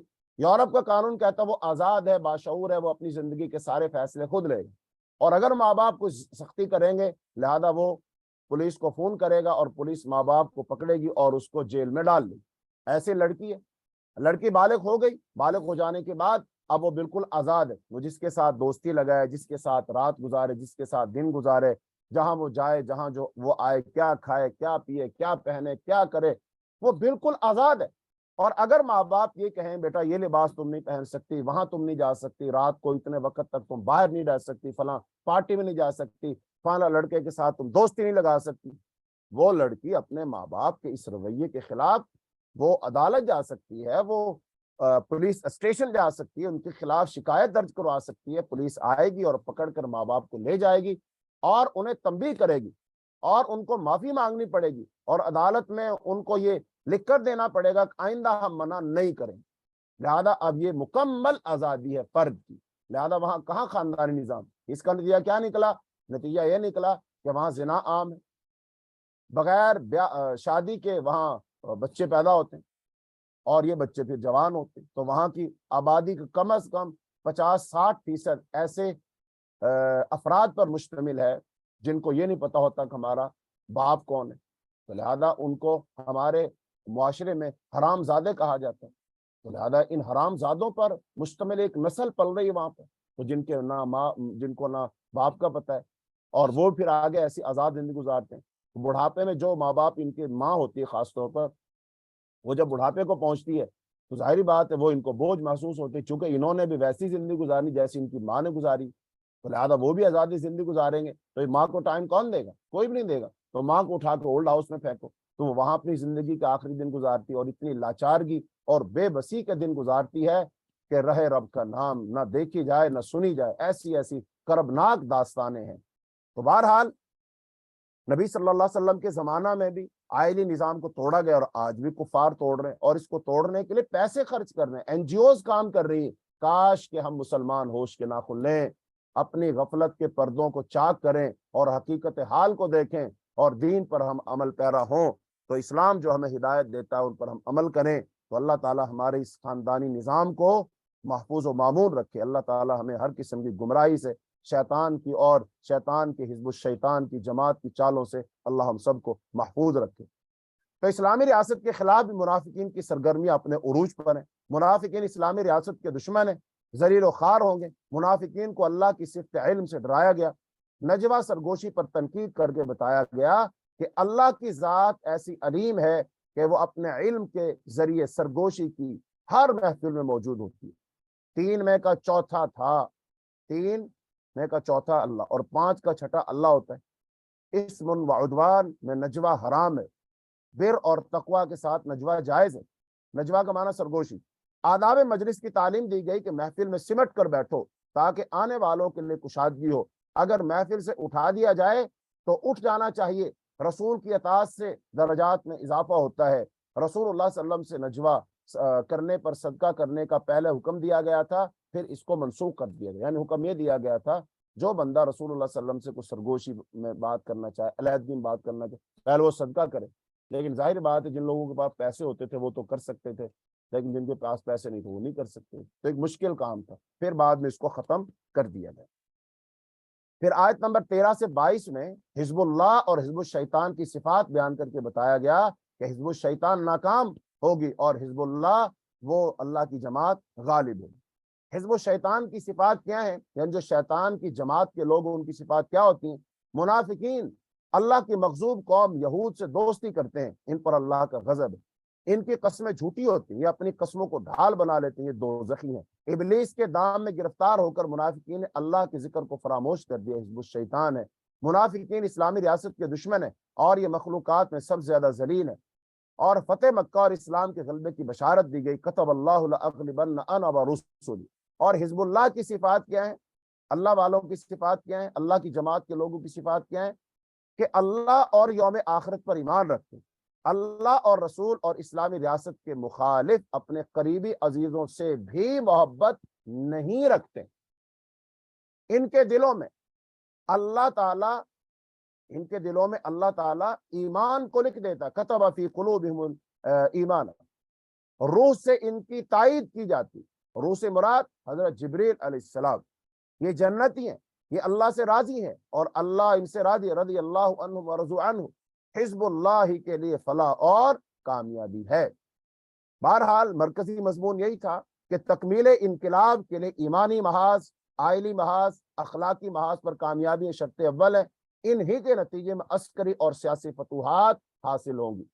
آئلی محاذ پر زہار جیسی فرسودہ رسومات کا خاتمہ ضروری ہے تاکہ سماجی عدل قائم کیا جا سکے. ایمانی محاذ پر ثابت قدمی کے لیے اللہ کی صفات کی کامل معرفت ضروری ہے. اسلام دشمن سرگرمیوں اور سرگوشیوں، نجوہ کا خاتمہ صرف اسی صورت میں ہو سکتا ہے جب یہ یقین ہو کہ اللہ تعالیٰ کو ہماری خفیہ سازشوں اور سرگوشیوں کا علم ہوتا ہے. منافقین کا خفیہ پروپیگنڈا اسلامی معاشرے کو کھوکھلا کر دیتا ہے، ریاست کمزور ہو جاتی ہے. اخلاقی محاذ پر فتوحات کے لیے رسول کریم صلی اللہ علیہ وسلم کی کامل اطاعت اور آداب مجلس کا خیال رکھنا لازمی اور ضروری ہے. آپ صلی اللہ علیہ وسلم کی اطاعت اور وفاداری کے نتیجے میں ہی اعلیٰ درجات کا حصول ممکن ہے. عسکری اور سیاسی محاذ پر اسی وقت کامیابی نصیب ہو سکتی ہے جب منافقت ترک کی جائے، یہودیوں سے دوستی ختم کر کے اور حزب الشیطان کو چھوڑ کر، اور حزب اللہ میں شرکت اختیار کر لی جائے۔ جی یہیں تک ہمارا سبق ہوگا۔ اللہ رب العالمین سے دعا ہے کہ اللہ تعالی ہمیں ہر قسم کی شیطانی تلبیسات سے اپنی پناہ میں رکھے۔ اللہ رب العالمین ہمیں قرآن و سنت کے مطابق زندگی بسر کرنے کی توفیق عطا فرمائے۔ اللہ رب العالمین ہمیں اپنی جماعت حزب اللہ کا فرد بنائے۔ پھر اللہ تعالی ہم سے اپنے دین کا کام لے۔ اللہ تعالی ہمیں ہر قسم کے شرک سے محفوظ رکھے۔ اللہ تعالی ہمیں توحید پر زندہ رکھے۔ اللہ ہمارے اندر متقین کی صفات پیدا فرمائے۔